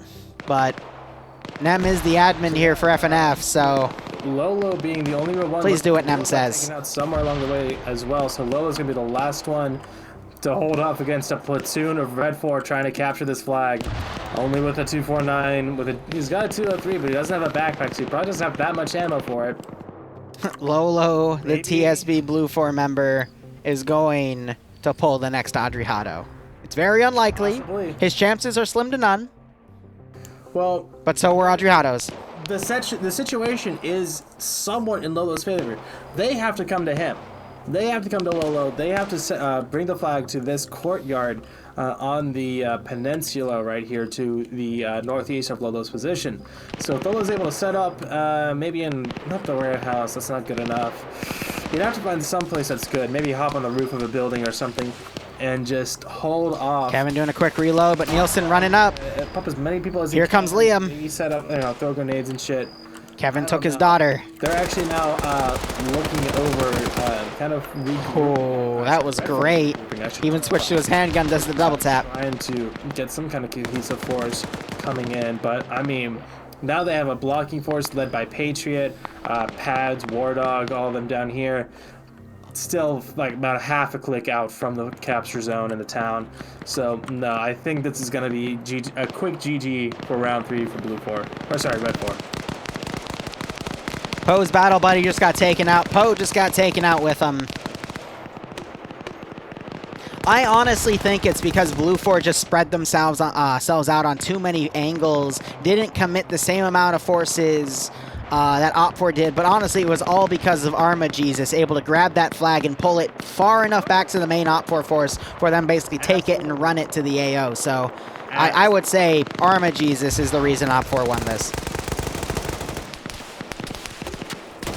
I don't even know how he got up there that quick. He was miles ahead of anyone else on red 4, let alone blue 4. Because he's Arma Jesus. You don't even have to ask that question. Me.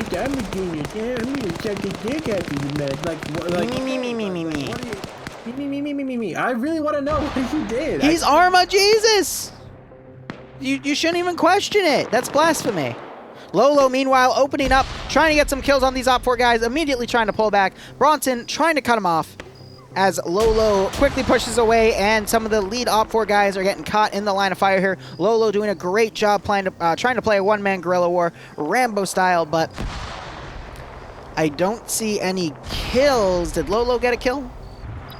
No, Lolo's still on 0-0. So this is just harassment at this point. Yeah, he's got a lot of dudes to fight. With his numbers, and he's actually gone way past the flag cap zone. Sideways is now on the other side of the building. He could just run Lopez just laughing as he's shot. Never mind, he's dead.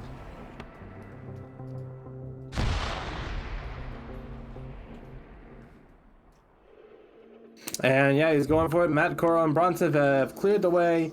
He's running it. He's at Liam Nielsen coming down. 5. He's gonna go all the way. Touchdown. Oh wait, no, they still have to hold it in there. They gotta hold it for like I think like 30 seconds. Lolo's trying to get an angle, but he is hit. Lolo is now bleeding. And it's a 10-minute capture timer. And Lolo getting shot some more. Going serpentine, avoiding the bullets. He is shot again, knocked to the ground. Trying to roll away, puts his head forward, gets stuck on a rock. And that was Bay Potato shooting at him. And we have Clown coming up to finish it. Yeah, there's 5 other Blue 4 left alive. They got absolutely decimated. It was about as even as you could do it, but just damn. Clown doesn't finish it. Damn. We got Guy Fieri and King bottling 3 Blue 4 guys. Jane is already down. There's a 4th Blue 4 guy, Fun Guy, over to the west here, and we still have Nielsen died, and Bart and Vargren are trying to push up to deal with him. Vargren ducks evading Eagle's shots, and Vargren with a stolen 240 Bravo puts Eagle in his place, and Guy Fieri and King wrapping up 2 more Blue 4 kills to the north. King getting the double tap on Jane, and now it's just Fun Guy to the south. Little to the north, you have Lennox squaring off with Gorski. Oh. It's Lennox squaring off. There's actually a Lennox square in Atlanta. That's funny. Love the content 07. Zeros, thanks so much for the 3-month resub, my man. I hope you keep enjoying the operations. I hope you get a kick out of this one. Sorry, I got a sub. Lolo trying to take it slow and low. And opt for forgetting... there's a guy down there, just assuming he got dropped, so Lolo could come up and shoot some of these guys in the back of the head, but all 3 is going to be tough. Yeah, he's got to kill off... Fun Guy just got picked off somewhere. The flag, pick up the flag, and then... I don't know. Lennox moving past Gorski here. Taking it low and slow. Gorski trying to get an angle on where Lennox was. And Lennox might look over. He's going to see Gorski. No, he does not. How do you not see that movement right there? Lennox, there you go. And he hits Gorski in the face. Good shot. Nice. Of course it's Gorski. I'm glad to see that. He's on 2 kills. Gorski got killed. That's what I mean. I love to see Gorski get killed. Oh, Lolo getting his first kill here, killing a guy in the open. He's now running back as Mags puts a few shots on Lolo. Didn't see any blood, but I saw a splatter. There's some blood. Lolo's in trouble. Lolo's in a lot of trouble. Lolo's in a shit ton of trouble. Bullets. Little bit of French right there and a double tap by Hassinger's marksman rifle. Oh my god. Well, Lolo tried. And now all eyes are on Lennox here. You're the last one. Finish the mission. F for Lolo in chat. I will agree with that. If you want to put an F for him, feel free to. So yeah, I mean, opt for 1 because of Arma Jesus. There's not really any dispute on that. No really other way to do it. I mean, Arma Jesus died for opt for sins. Rush, and he rushed the fastest. Oh shit, the flag timer just got knocked to 2. Yeah, like I looked back and it was at 2 seconds. Yeah. Yeah, wrap it up. Mercy rule. Mercy. Wrap it up.